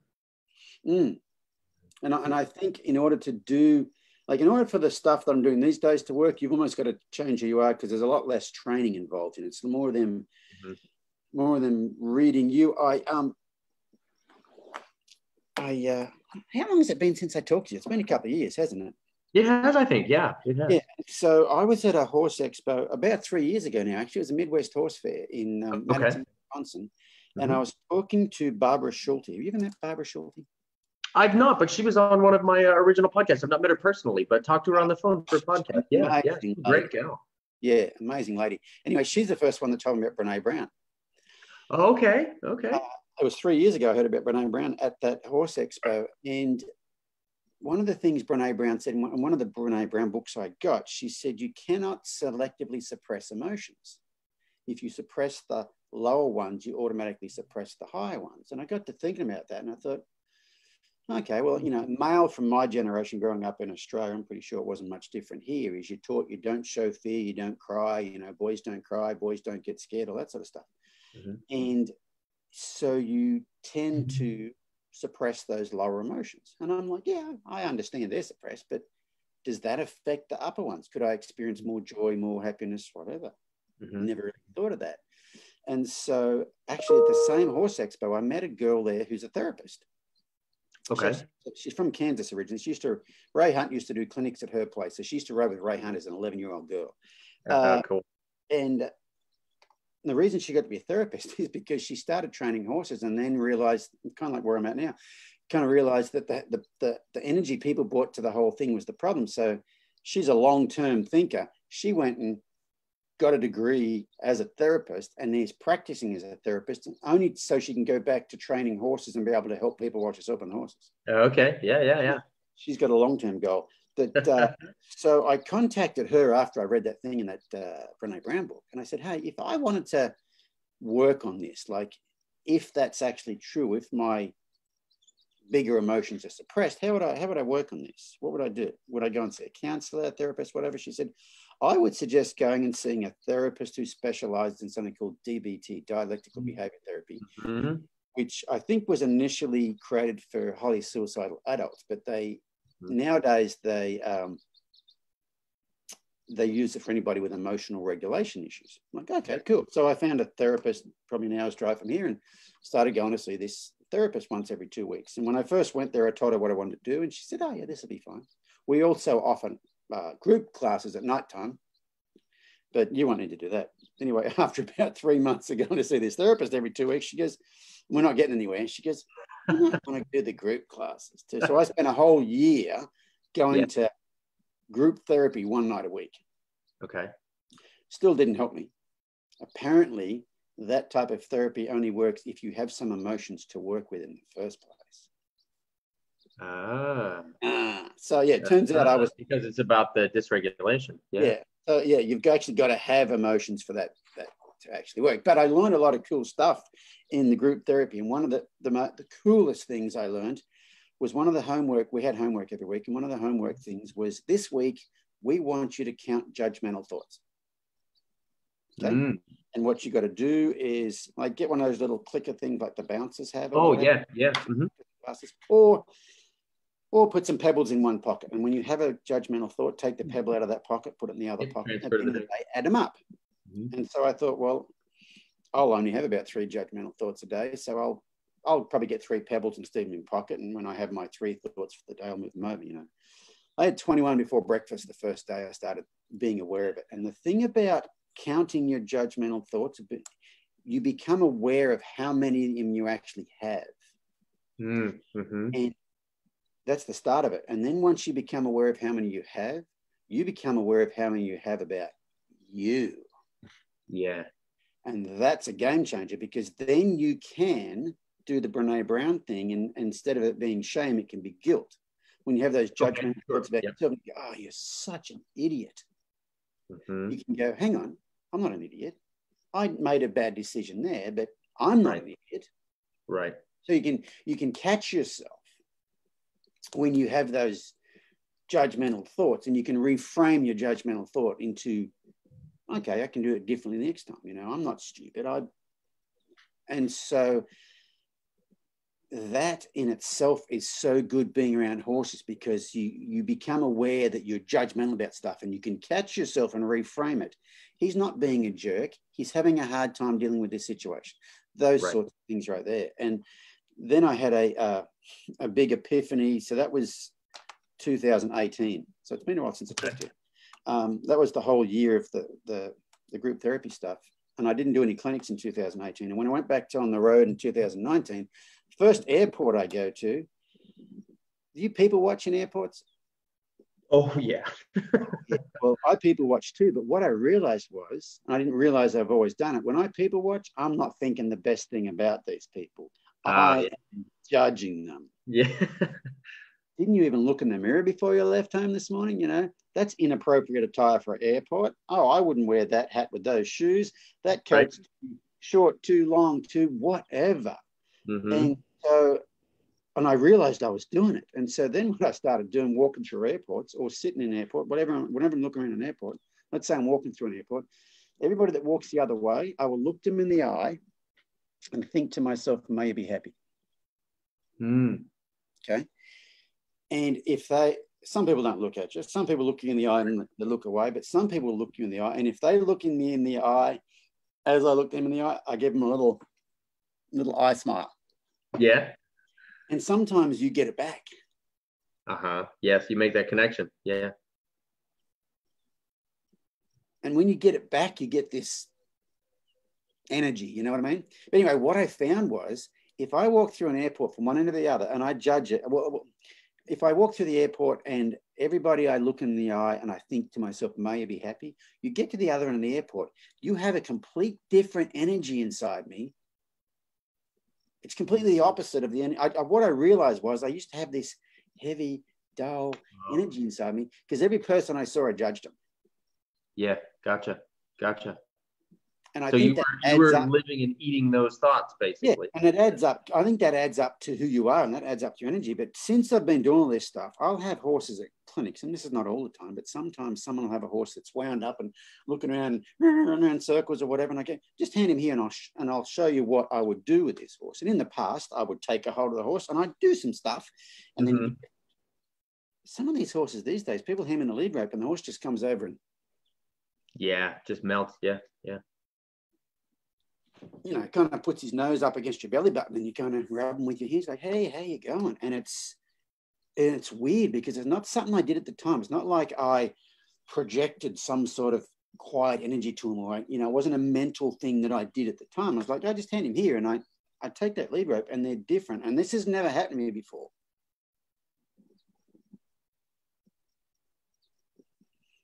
Before all this stuff I've been doing. And so,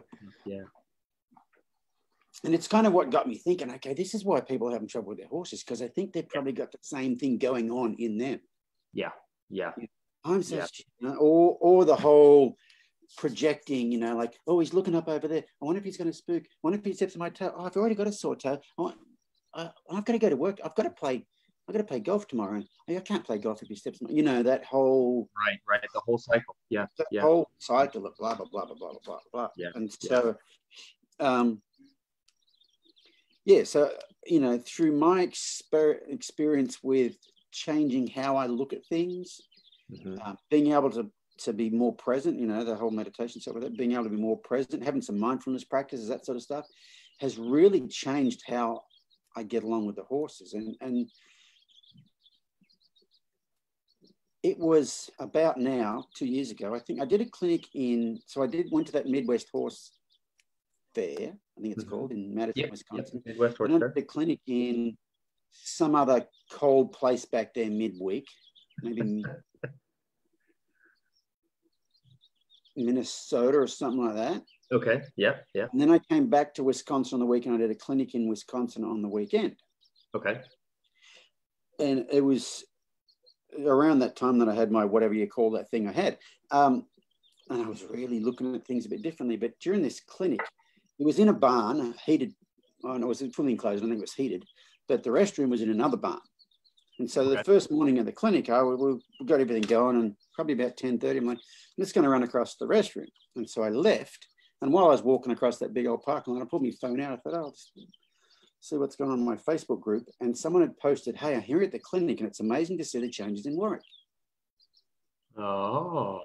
And I saw the lady's name. So I'm like, something must be different then. So I came back in and I said, so who is, on the microphone, I said, who is? And I said this lady's name, and this lady, she's probably about 60, early 60s, little frail little lady, kind of said, that's me. I said, come over here and give us a hug. Anyway, she came over and I gave her a hug, and she whispered in my ear. She said, we've been waiting for you. I'm like, what? I'm like, what? She says, we've been waiting for you. I'm like, what the? what the hell have you been waiting for me for? If you know this stuff, what are you waiting for me for? She says, well, you have process. We have intuition. We've been relying on you for your process. Yeah.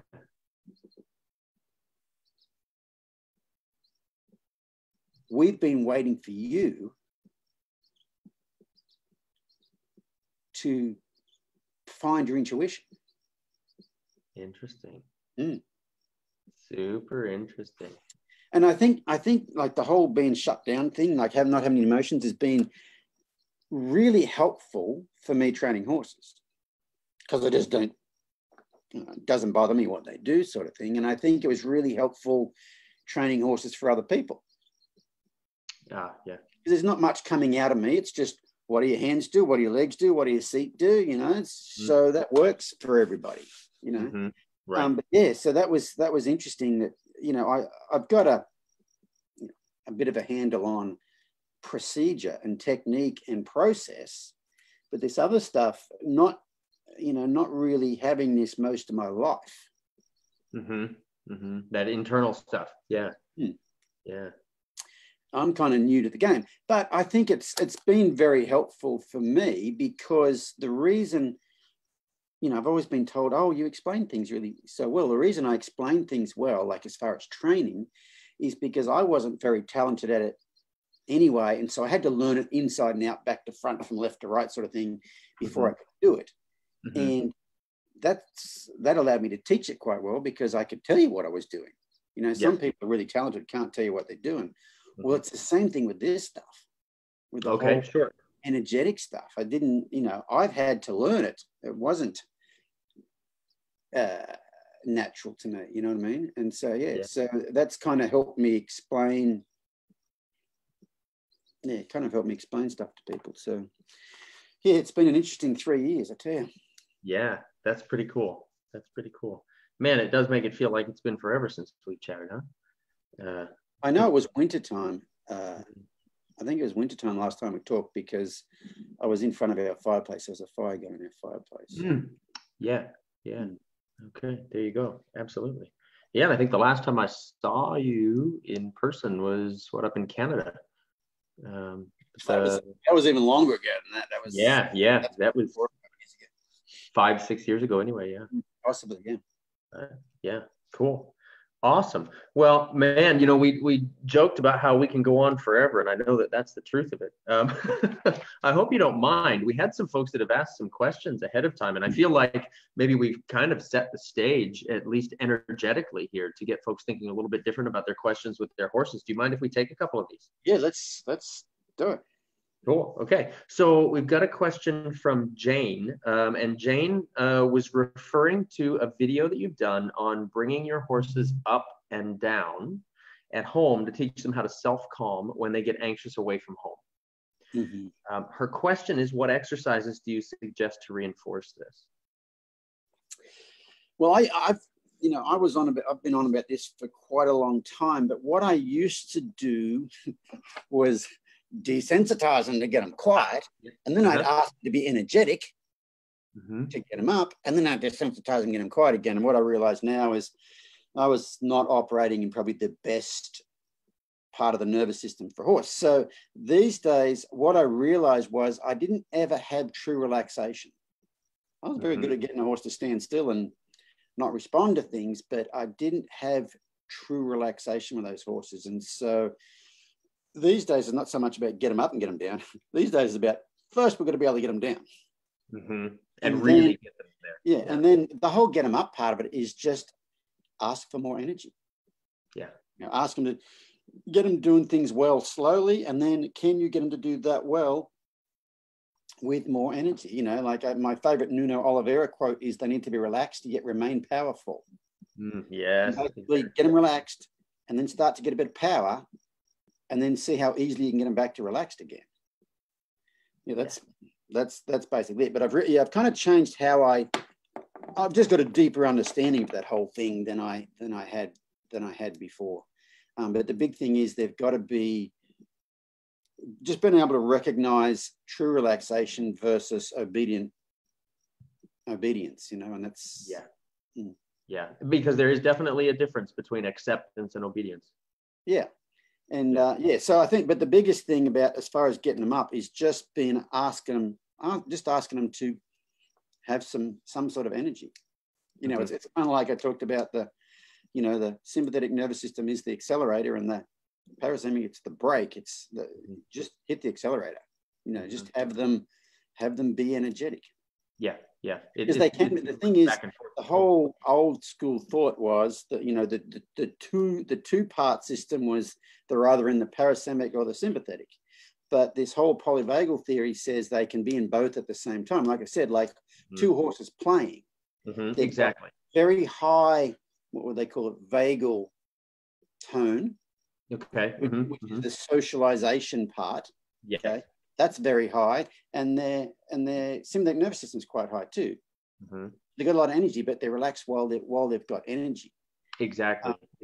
Yeah, I was just listening to a podcast, and I cannot remember the name of the doctor that was talking, but they were talking about this exact same thing, and talking about how within the nervous system, what was it? Excitement and terror are essentially the same thing, and they're both from the sympathetic nervous system, you know. So you can be excited, happy, you can be absolutely terrified. We would think of those as two polar ends, you know, but it's very much like what you're talking about right here with the young horses playing. Yeah, and so you know, so you're trying to get to where, I'd say initially you're trying to get to where you can go from relaxed to energetic to relaxed, and see how easily you can get that transition working, and then eventually you can get to where they're relaxed and they're energetic at the same time, you know. Yeah. Exactly. Got to play in the scales like a piano until they can be smooth with that. Yep. Yeah. Fantastic. Let's see. Chandra asked a question, sent it in. What are some good trust exercises to work on with a new or green horse? Well, I'll tell you what, so last year I was lucky enough to go to Morocco. Yeah. I'm a big believer in manifesting. Okay. You know, putting things out there and having them happen. And early last year, I thought, you know what?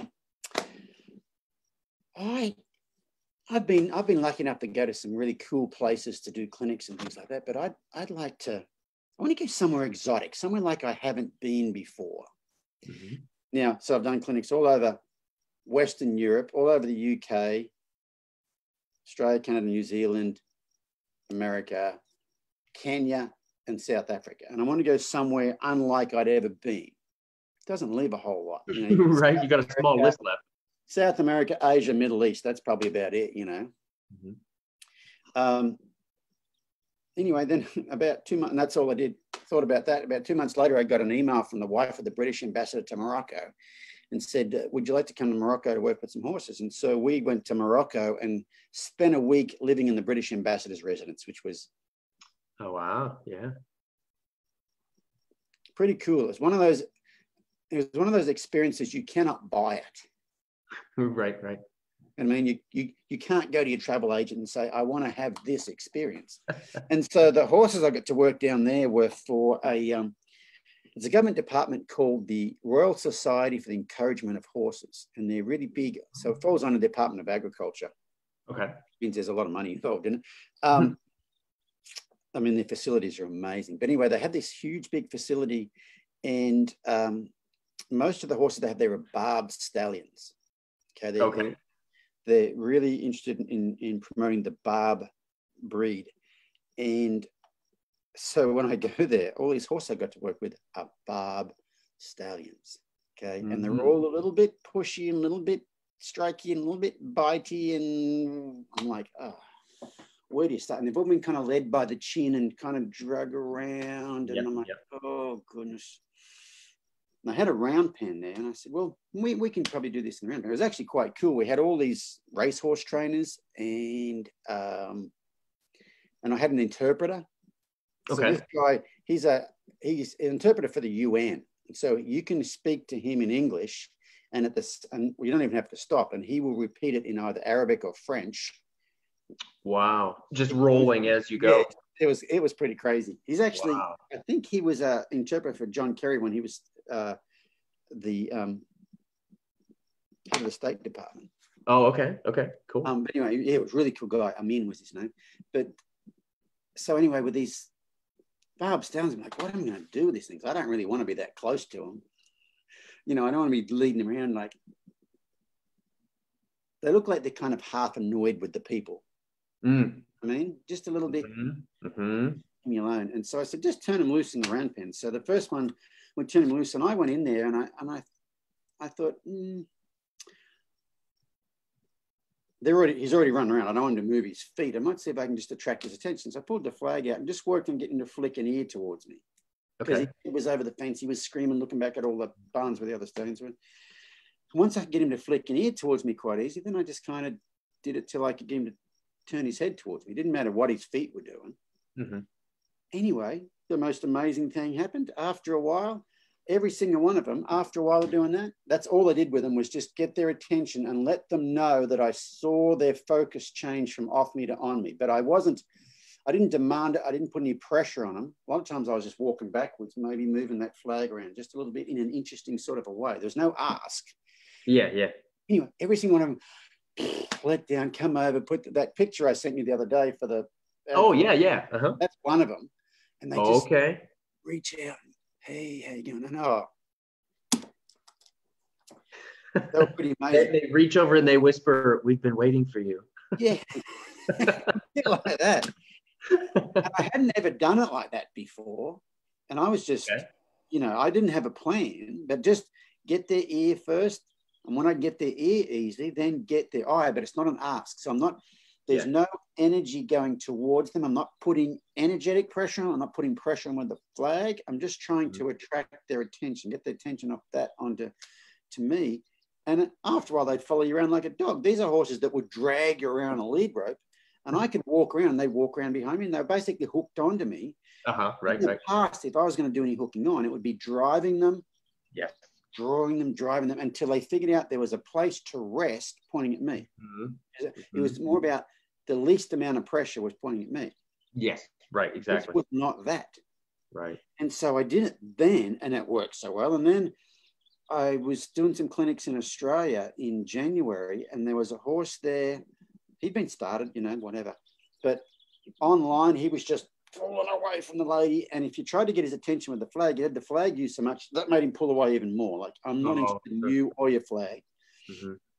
And I have, when I do a clinic, I have 12 people, and I have groups of 3 for 2 hours. And and so the first afternoon, I spent most of the time trying to do anything with this horse on the ground. And I actually had to back up against a fence like this to stop him from running circles around me. So the fence would stop him, because running around, all he wanted to do was get away from you, and the flag made it worse. So he couldn't get him to think towards you. Anyway, so the second day, I'm like, I'm just going to turn him loose in the arena. There was 2 horses under saddle riding around there, and I did the same thing as I did with those barb stones, but this is in a big arena, and he went down, stuck his head over the fence, and I did the same thing from probably 120 feet away. Okay. I didn't ask him anything with the flag. I just walked around odd places and just moved that flag around in a curious way. And if he flicked an ear towards me, I'd just stop and let him know I saw him. Yeah. That was day 2. By day 3, he was so hooked onto me, I thought, I wonder what will happen if I ask him to leave me. Okay. Like, go away from me. Actually go around me in circles. And I had him doing perfect liberty circles around me in the middle of this arena with nothing on his head. And 2 days before, I couldn't control him with a halter and a flag. Right. That's awesome. And messing with that, I'm like, okay, what you are doing, there's no ask involved in it. Right. Okay? You are attracting their attention, not demanding their attention. So there's no energy directed towards them. And when you get their attention, you basically turn away to let them know that I saw the change in your focus. And I call it creating connection through a change in focus. But that's the exercise. And it was in that coronavirus thing. It was like the 3rd exercise. Okay. In that. And these days I'm like, that's the first exercise I do with any horse. You can even do it from outside there, but it's not, you're not asking for anything, but you're letting them know. What are you letting them know? You're letting them know you know. They're knowing you know. Yeah, right. You're basically letting them know you know where their thoughts are. It's not about their feet, and it's not about where their body's pointing, but where their thoughts are. And I found if you can let them know that you know where their thoughts are and when they change, huge difference. Have you ever talked to Elsa Sinclair? No, I haven't. You know who Elsa Sinclair is? I don't. You That's don't the name I'm know going to Elsa? write down though. Oh my goodness, you've got to get Elsa's Right? info. I've got so many notes from our chat here. Goodness. So Elsa's from Washington State, and she made an independent movie a few years ago, an indie film called Taming Wild. And she gave herself 12 months to train a Mustang with no tools, no saddles, no halters, no ropes, no tarps, no whip, no nothing. And Elsa calls her stuff freedom-based training. So the horse is free to make any choice it wants to make. Okay, I've heard of this then, yes. Sounds a little wacky, doesn't it? Like, yeah, how does that work? And so I followed some of Elsa's stuff online for a while, and it all looks great to me. But last year I was in New Zealand at a horse expo, and she was there too, and I got to see her work with horses. Okay.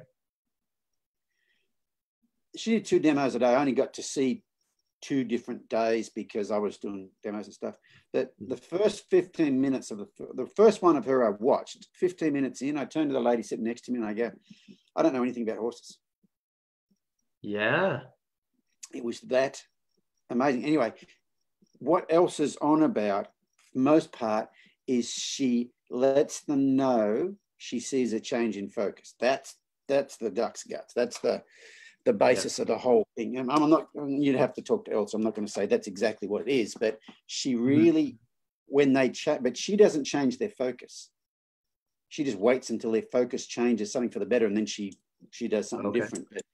But after watching her there, and that probably kind of, and I'd been to Morocco before that, so I did the Morocco thing before that, and then watching that and then messing with them, like, yeah, for me these days, letting them, so not asking anything, but letting them know you can read their mind, basically. You have that much, you are that connected. Then they connect with you. I think in order to get them to connect with us, we have to connect with them. And I think asking is not a way to connect with them. All this stuff comes before the asking. It's just amazing how simple stuff is after you get that. That work. And I'm all excited about it. Interesting. And that, I feel like that bridges a little bit back to what you were talking about before with the DBT, the dialectical behavioral therapy, the validation. Yeah. Right. The, hey, I see you. Oh yeah, it's definitely the I see you. I think that's probably, it's the first exercise I'd really do with any horse, whether it's because I think it works equally well for like a Mustang's never seen a human before, and a horse really shut down and saying way too many humans and you guys suck. Yeah. I think it works the same for both of them. Okay. That's awesome. That actually, I think, and I don't want to assume, I don't want to answer this question for you, but I really feel like this is bridging into or segueing into this next question that we have from April here. Just the way you're talking about it and the way that you said they're kind of that Mustang that's never been touched, and then that horse that says you suck and he's so shut down. So April has this question. I have a quarter horse and I've owned him since he was a late yearling. No matter what you do with him, he's always pinning his ears and doesn't care for attention, not brushing, not bathing, nothing. I've tried ignoring his grumpiness, carrying on, giving him treats, ride, don't ride.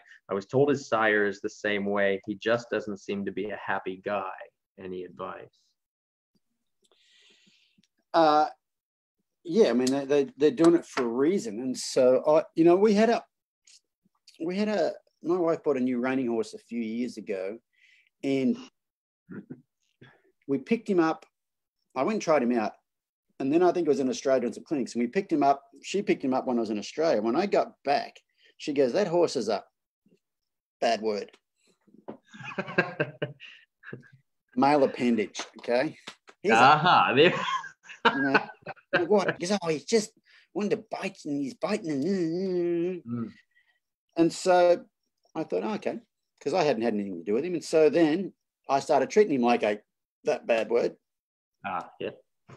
And then I had an epiphany one day, like, you know what? I don't think this horse is trying to bite anybody. I think this horse is trying to engage, and no one's ever let him engage with him. And so with him, I started treating his mouthiness completely differently. And I would start just rubbing him on the muzzle, like trying not to get bit, but like, if you want to engage me, I'll engage with you. And it made the horse completely changed. In about 2 weeks, he went. You did a video on this horse, right? Sorry? You did a video with this horse about that, didn't you? No, I did it with the next one that came along. That was the next horse my wife bought that was the same way.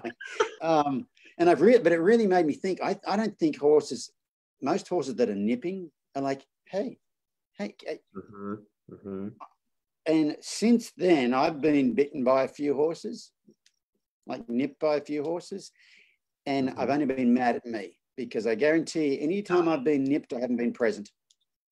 Right. Not right. present. And so, like with a horse that pins its ears, I tell you what, I had a horse at a clinic in Australia just before the coronavirus thing. Like, I flew back from Australia, and we got back, landed at San Francisco. When we got off the plane, I texted my farrier about coming out. He goes, "Oh, we can't, we're in lockdown." I'm like, "Lockdown? What do you mean?" Oh, wow. Lockdown? So you came right back into it. Oh, yeah. We, our county wasn't. There were 6 counties around San Francisco that were locked down. Ours wasn't until about 4 or 5 days later, but it was then. Wow. And so this lady had this mare at this clinic, and you go to approach her, and like the whole pin ears, like snaky head, like gonna eat you sort of thing. And when I first approached her, she did that, I just stepped back. Okay, which is the total opposite. Right. Patrick King, like, you what? And you think, because in my old way of thinking was, if you step back when they pin their ears out, you're going to teach them to attack you. Mm-hmm. Okay, so I'd approach her, and when she would go to pin her ears, I would just step back and say, "Hey, I saw that." And I just kept doing it. And after a while, she stopped pinning her ears. I didn't correct the ear pin. I basically said, "I see you. Yeah. I see you, I hear you, and I understand that my proximity to you is concerning." And I would just take a step back. And then after a while, I got to where I could come up beside her. And the lady said, if you put your hand on her side, she will really pin her ears. Okay.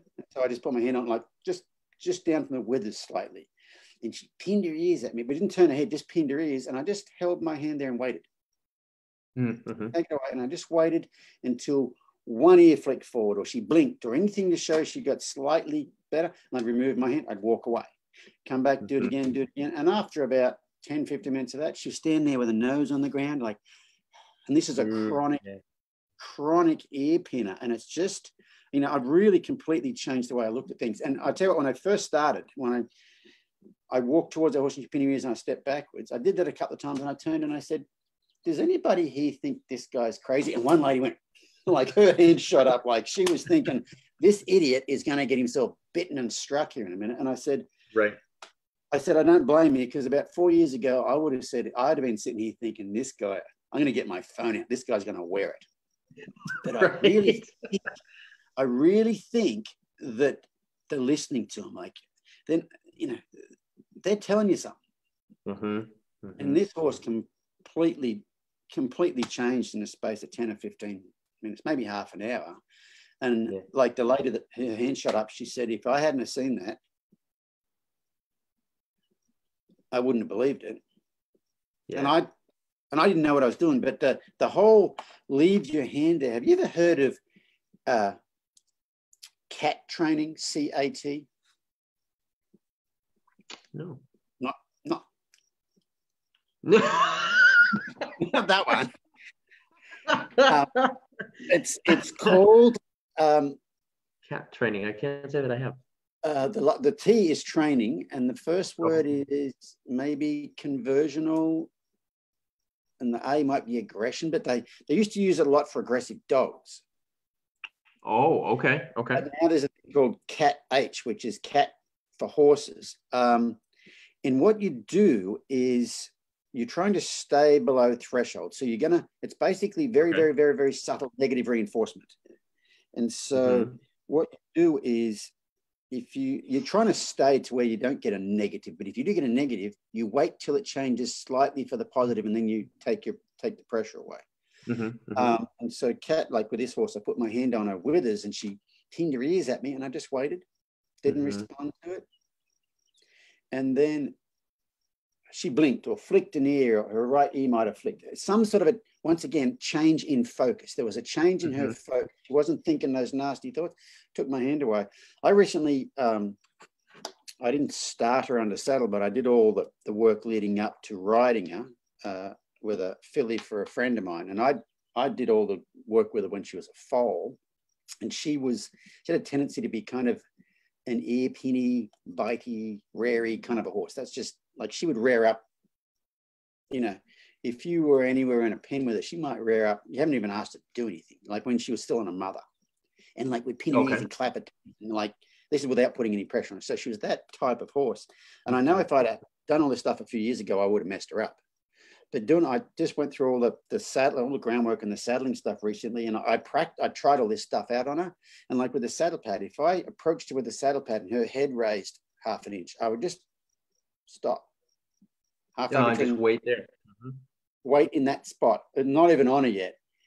And if I saw any change of focus, an ear flick, a start to blink or whatever, I take the saddle pad away and I do it again. And I do it again. It was the smoothest saddling of any horse I've ever had. And she was most likely to be the worst one I ever had. Right. And so as soon as you notice, so the thing, and it comes back to Elsa Sinclair's change in focus thing. As soon as you see their focus fixated, and if you saddle them, their ears will fixate here.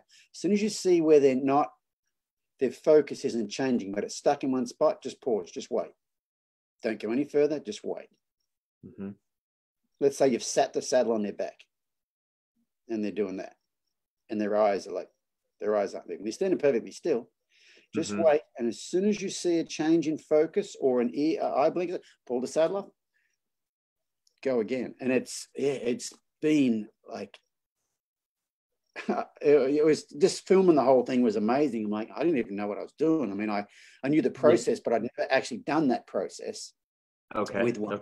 And she was one like, you put your hand on her back, her whole back would twitch and she'd pin her ears and like bounce her hind end up and down. Like she had that in her, and I got by her really, really, really easily.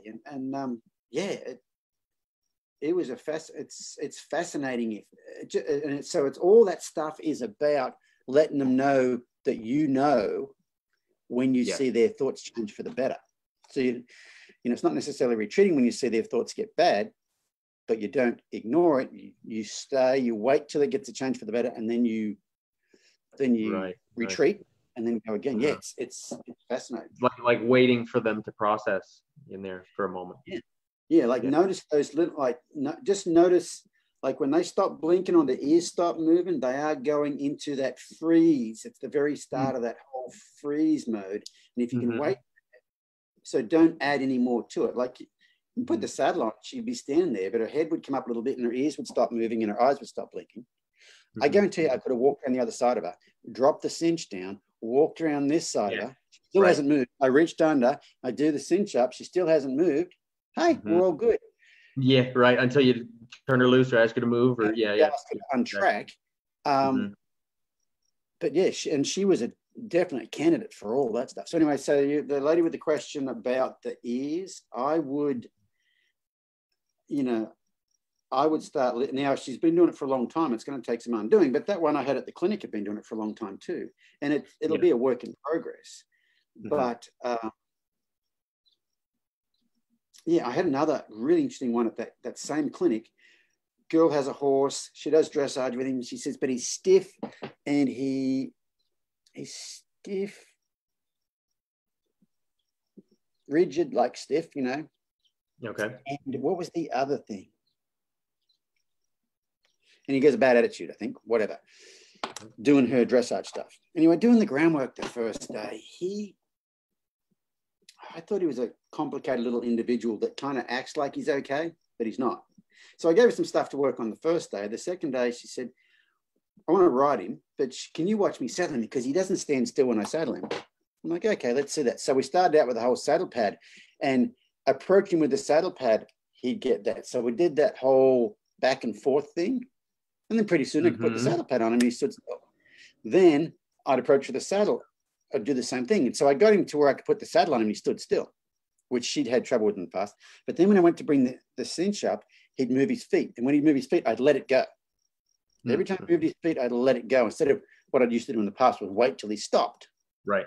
But I think you're getting that stop from that dorsal vagal thing. Exactly. Yeah.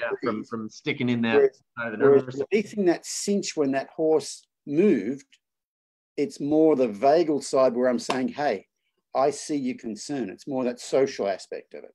Mm-hmm. Mm-hmm. And so I was doing this for about 15, 20 minutes. And I said, you know what? I'm going to go help somebody else. I want you to continue on with this. And so she continued on with it. And every time she picked the cinch up, he'd walk off so she'd let go. And she moved away from this end of the arena, kind of up the other end of the arena. And she was probably working on it for half an hour and still no closer to doing the saddle up. And then she decided, you know what? He's kind of sniffing the ground. Maybe he wants to have a roll or something. I don't know. I'll take the saddle off. So she pulled the saddle off. He lay down and went to sleep. And she said he's never laid down around her before. And so it was about, we were working on the saddling, but how we're working on the saddling and listening and saying, hey, I see your concern. I understand that concerns you. I notice the instant you get concerned. I think that communication there was what made him feel safe enough to lay down. He lay down and was unconscious for most of the afternoon, and he never lays down. And he's stiff under saddle, and he's rigid under saddle, and he's tense, and yada, yada, yada. Yeah, is it any wonder? Yeah, because that whole just putting a saddle on, and I mean, it would have been very easy to grab a hold of the halter and go, hey, stand there. And I could have said, I could have bumped on that thing 3 times. He'd have stood even at the cinch up. You hop on, start riding around. Now we've got to fix the stiffness. So where's the stiffness come from? Yep. In there. And so that was the same clinic as the pissy-eared mare, and that was a clinic where there was a lot of really cool people there. So the vibe there was a bit like I said, it's like we're in a cathedral or something. But yeah, it was one of those clinics to where at the end of it, people are like, "What the hell was that?" You know, that was an experience. Just the group energy there, you know. So yeah. But anyway, that's what I would do with a pin-eared one these days. Is if they pin their ears, I'd back. That's not a blanket if they pin their ears. If they pin their ears and come at you, I would, you know, I wouldn't go at them. I wouldn't step away. I'd kind of create some energy, a big ball of energy right here, so they kind of stop and look at you. You know, so, you know, it's hard to give general advice about that because I definitely don't want to get anybody to get smoked by their horse. But, right, exactly. Yeah, but for the most part, I would listen to the ear pinning. I mean, it's communication.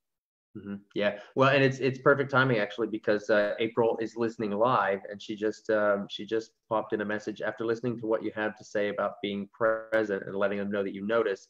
I'm now understanding what I need to do. So good. Fantastic. Yeah, good. Awesome. Well, I want to be respectful of your time, and I'm blessed to have some horses to ride this afternoon as well. So I've got some kind of wrap-up questions in here. If you don't mind, we'll do some of those rapid-fire questions that everybody loves at the end of these. Yeah, wrap up. Yeah, let's wrap this up in the next 2 hours. Wrap up questions. Yeah, right. Exactly. That's how we roll. Yeah, you and I roll. Just a quick 6-hour live call. Yeah.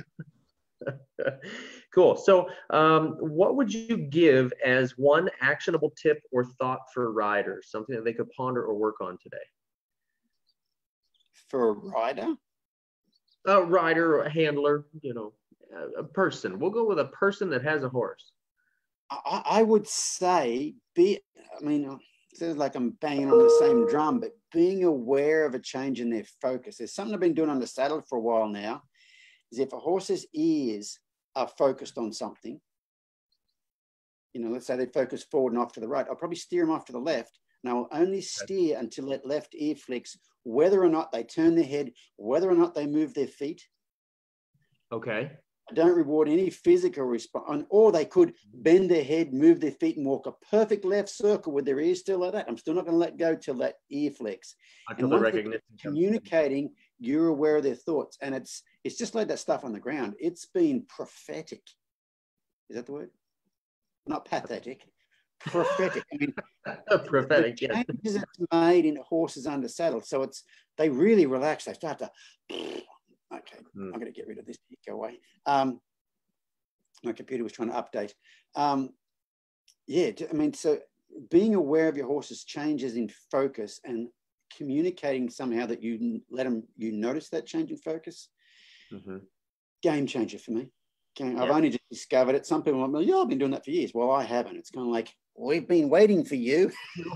But if you aren't aware of this, some people are aware of this, but if you aren't aware of this, it's the thing I've discovered lately that's like, holy cow. So it's not training. I had a horse at a clinic in Australia in January that was very herd bound to other horses in the arena. And normally I would let that horse go down there and do some work around there. When I wanted to leave, I'd let it rest, sort of thing, you know, not punishment, but if you want to be down here, we'll just trot around circles. But I did that exercise right on, and the horse is heading towards the other horses, and with its ears like this, and I picked up in this left rein, and that horse is walking towards the other horses, and it flicked it here, and I let go. Okay, did that a few times. It ended up against the other horses, like leaning up against them. And I pick up the rein away from those horses, and it flicked in here, and I let go. Did that 5 or 6 times, and pretty soon that horse just, without me asking, turned and walked away from those other horses and forgot they were even there. And I was like, holy cow. It's not about getting them away from there. It's about connecting with them, letting them know, hey, you don't need to seek out their friend. You don't need that herd. You've got this herd. I'm aware of what's going on. So so long story short, I would do that with any horse these days. It's pretty amazing. You had a visitor. Do you see that in the background? I had a visitor. I was watching the other day some of these, you know, these coronavirus people at home on Zoom calls and stuff, and you know the husband walks past in the background in his underwear, or the kids come in with chocolate all over their face. And I was wondering, I've got the door of my office locked, so I wasn't going to have a dog jump in my lap. I was just wondering if you were going to have one of those things. Oh, there you go. Yeah. One of those cameo appearances. Yes. Yeah, perfect. Cool. All right. So I love that. Just noticing that focus and changing. And that's, you know, when we talk about kind of how things were done in the past, you know, you talk about working in that group and waiting until they, you know, decide to go the other way or something like that. This other way seems a whole lot easier too. You know, we've got to be more aware. Well, I think sometimes you work with the feet to get to the mind. If you think about a horse wants to go to 2 other horses, you let it go over there and you move the feet, and eventually the mind says, hey, can we go over there? And so you get the feet to get the mind to change. This one's completely opposite. You get the mind and then the feet change. Yes, that's something that Ray used to say all the time, Ray Hunt. He would say, you know, sometimes you get the feet to move the mind and sometimes you get the mind to move the feet. Yeah, and this one's all about the mind, and it's amazing what the feet do. And you know, the stuff I used to do, like letting them go over there and then work them over there, it works. But these days I'm thinking about, why do they want to go over there? What don't I provide that provides? And going over there and working them until they want to go away. Yes, it gets to where they decide I don't want to be over there anymore. But I'm not so sure that we're any more connected than we were before. I've got to do what I want, you know, physically and mentally. The horse is over here, not over there. But I don't think the horse is over here with me. It's just I happen to be on them and they're over here. Yes. This is kind of, you know, it's like it's about what's underlying, right? Yeah, it's the next thing. And I think that what I used to do, you know, it's a common sort of a technique. I think that's really good for when you're at a certain point. And I think, you know, this stuff's kind of beyond training, you know, and it makes the training work so much better. Yeah, absolutely. Because there's certain situations, you know, where that instance that we're talking about could just be damn dangerous for somebody, you know, if the situation were different.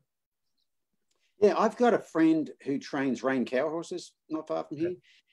And when I was in Australia, his girlfriend messaged me. She goes, he had an emergency appendectomy. Now, he's not going to ask you, but can you come and ride some of his futurity horses for him? Back. I'm like, hell yeah, I'll come over. And so he's got 2 really good futurity horses. And so I went over and started riding him. And one is a stud, and he comes out pretty fresh and full of himself. And the other one's a filly, and she's kind of really distracted and looky or whatever. And he bought them at the cutting futurity sale. So they're kind of trained as cutters. Okay. Not cow horses. So they can't do the reining stuff terribly well. They kind of go around in a bit of a funky way, sort of thing. Yeah. And so I went over there and I said, well, this is what I'm going to do. And so when I got on the stud, went outside the arena, got on the stud, and he's kind of bowed up and full of himself. And of course he's looking off over there, and I'll just pick up on this rein, and he might be going sideways over there, looking over there. And when he flicked an ear, I'd let go. Yeah. And I did that. And after and then the filly, she was just all over the place. And I did that as a startup exercise, and I did it for most of the ride for about 3 or 4 days in a row. And after about 3 or 4 days, both those horses were loping around, like stretching over their top lines, hanging their noses on the ground, swinging their legs. Yeah. And this friend of mine, you know, he's sitting over there in the chair because he's had these emergency appendectomy. He can't do much. He said, if I hadn't seen this, I wouldn't have believed it, because I've been riding those horses. I know what they're like. And I said, yeah, well, I'm glad I got to experiment with these two, because mine aren't like that. So, you know, right. That's a hard exercise to do with my reining horses here because of the training they've had. They're two here. I want to look up over the fence. You know what I mean? Yeah, go see something else. Yeah.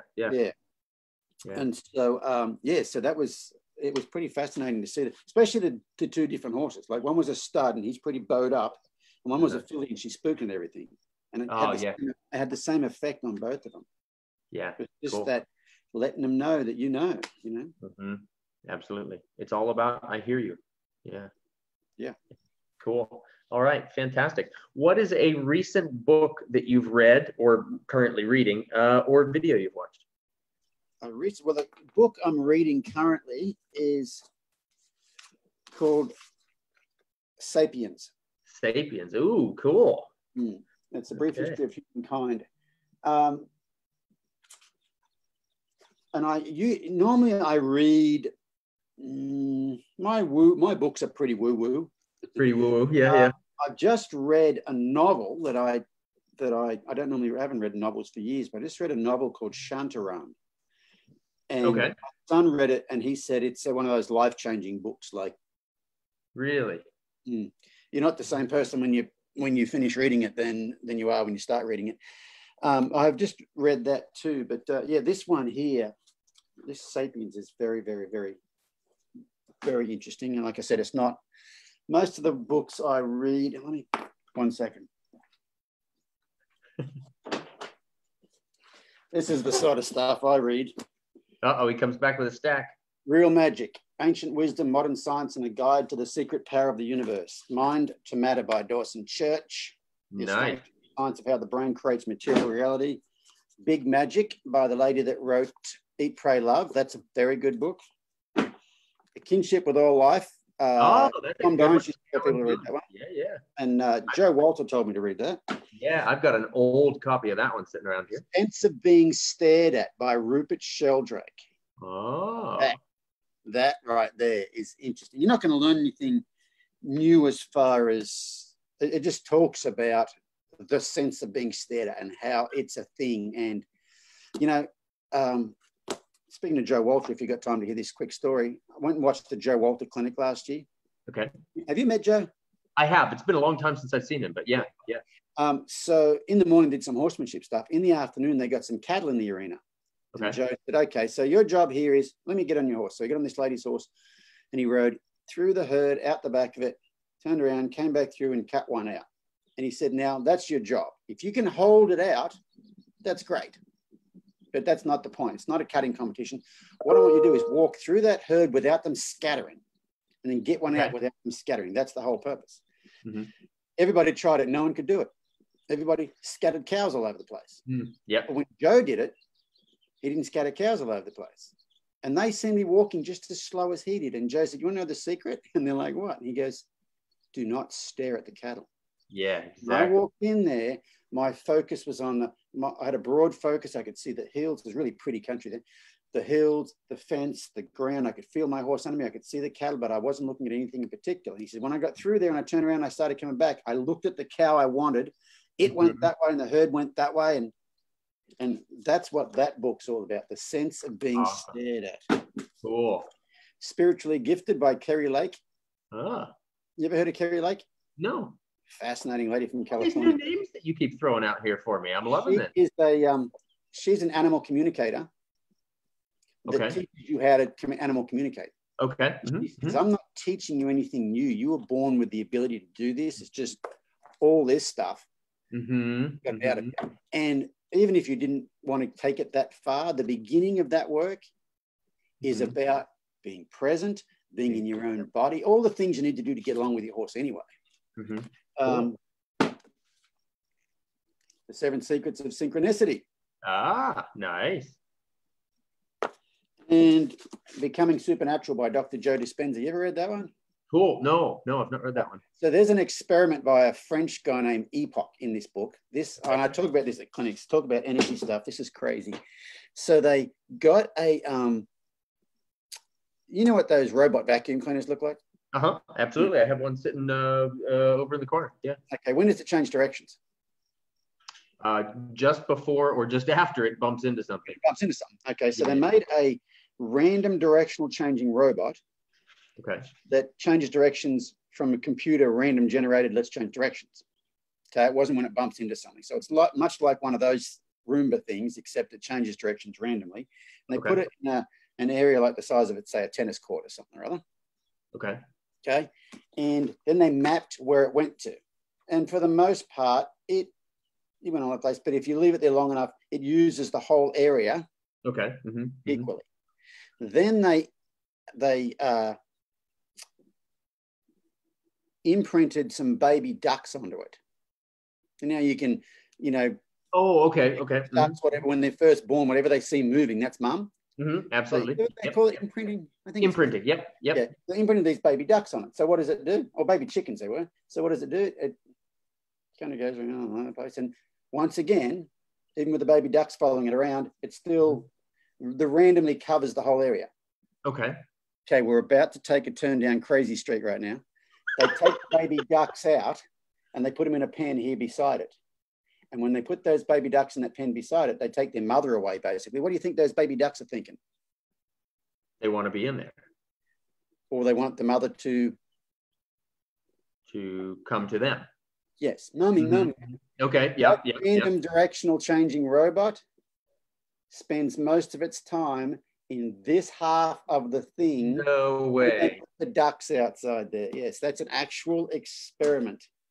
And so I tell at the clinics, because I say if the thoughts of baby chickens can change the random directional changing of a robot, can you imagine what your thoughts do to your horse? Right. Pretty impressive, powerful stuff. Wow. Yeah, fascinating stuff. But anyway, so that's a bit of my... I love it. All from the stack of books there. I love it. Reading at the moment, yeah. Just the light stuff. Well, those are the sorts of things I normally read. But like I said, my brother-in-law gave my son this book for Christmas last year, and it's quite fascinating. Cool. Very cool. Awesome. What is something that the horse has given to you? Something or everything? Right. So this whole path I'm down now, the reason it came about was because my wife bought a horse a few years ago, about 5 years ago now, I think. And he was a very athletic reining horse, but very shut down. And at the time I was, my business is going quite good. I was quite successful. I think I was starting to believe my own BS at the time, sort of thing. And I couldn't change anything about this horse. I couldn't bring him out of his shell. And so I stopped trying because it wasn't working. I mean, he was functional as a robotic reining horse, but there was no horse there. And so that horse basically, I don't know, gave me my life back, sort of thing, because what was funny was he was really shut down, and he's the one that basically led me to go to therapy to figure out that I was shut down. Yeah. How cool. So yeah, so his name's Sherlock. Okay. Yeah, that's basically what I got given a whole new lease on life by a horse. Yeah. Or a whole new outlook on life, put it that way, by a horse. Yeah. So yeah, it's pretty cool. Fantastic. So let's see. We've already talked about the self-development and all that stuff. So we can that was a whole 2-hour conversation. We can scroll that question out of there. If you had a giant billboard advertisement, you could put a message on it for the whole world to see, what would the message be?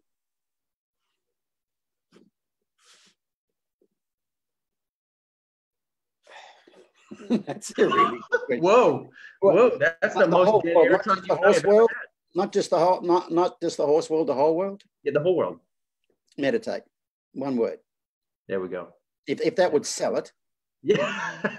Yeah, right. That would sell it. I mean, I actually had a lady who sent me a message here a while ago saying she was removing herself from my Facebook group because I was pushing my religious views on people telling them to meditate.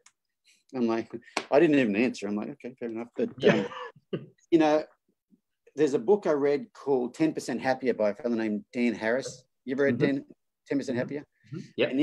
Have you ever read the second one called Meditation for Fidgety Skeptics? I haven't. That one's on my list to get, though. Yeah, I was listening to a podcast with him about that one. And in that one, he says that some place they got this bus and they traveled around America trying to teach people how to meditate. But some places they went to, they called it mindfulness-based stress reduction, because some people, the word meditate just turns them off. Yes. And so if you know, if I had a billboard, if I could tell people to do something, you know, mindfulness-based stress reduction, or whatever you want to call it, but just get to where you can quieten your mind. It doesn't matter. I mean, it doesn't matter if you want help with your horses or help with anything, just being able to quieten that mind down and just give it a break a couple of times a day is probably the most amazing gift you could give anybody. Yeah. Fantastic. That's awesome. This has been so much fun. Warwick, how can people find you, people that are listening here? Well, I have 300 something videos on YouTube if you want to have a look on there. You know, if they're more than about 2 years old, I probably don't do that anymore. But it's still worth a look. I have a Facebook page, Warwick Schiller Performance Horsemanship. I have a private Facebook group that you can join. And I have a website, warwickschiller.com. Perfect. Fantastic. Well, I'm gonna do a closing here, unless there's something else you want to share with the world here before we close this down. No, I think I've hit on most of my favorite topics at the moment. So. There you go. Perfect. This has been amazing. So much fun as always. Is this where I say thank you? Oh, yeah. Well, no, you don't have to. You don't have to. No, but thank you very much. It's always a pleasure to talk to you. I thought you were going to come out with something else right there. Oh, you were waiting for something more. Well, I do have something more. Yeah, I do have something more. So if you want to hang on with me here, I'm going to close this out, and then we can chat a little bit after we finish going live here. Okay, perfect. Cool. All right. Well, gang, I want to thank you so much for tuning into episode number 44 of Talking About Horses. I really appreciate you giving Warwick and I your ear for this time. Please remember that if you've missed any of it, you can access the full broadcast through Facebook and eventually YouTube, iTunes, or by streaming directly from my website by accessing the Talking About Horses page from the education drop-down menu. Through whatever platform you're listening, please be sure to give us a rating, a comment, a review, and maybe a share with your friends. Thanks so much, gang, and tune in next time.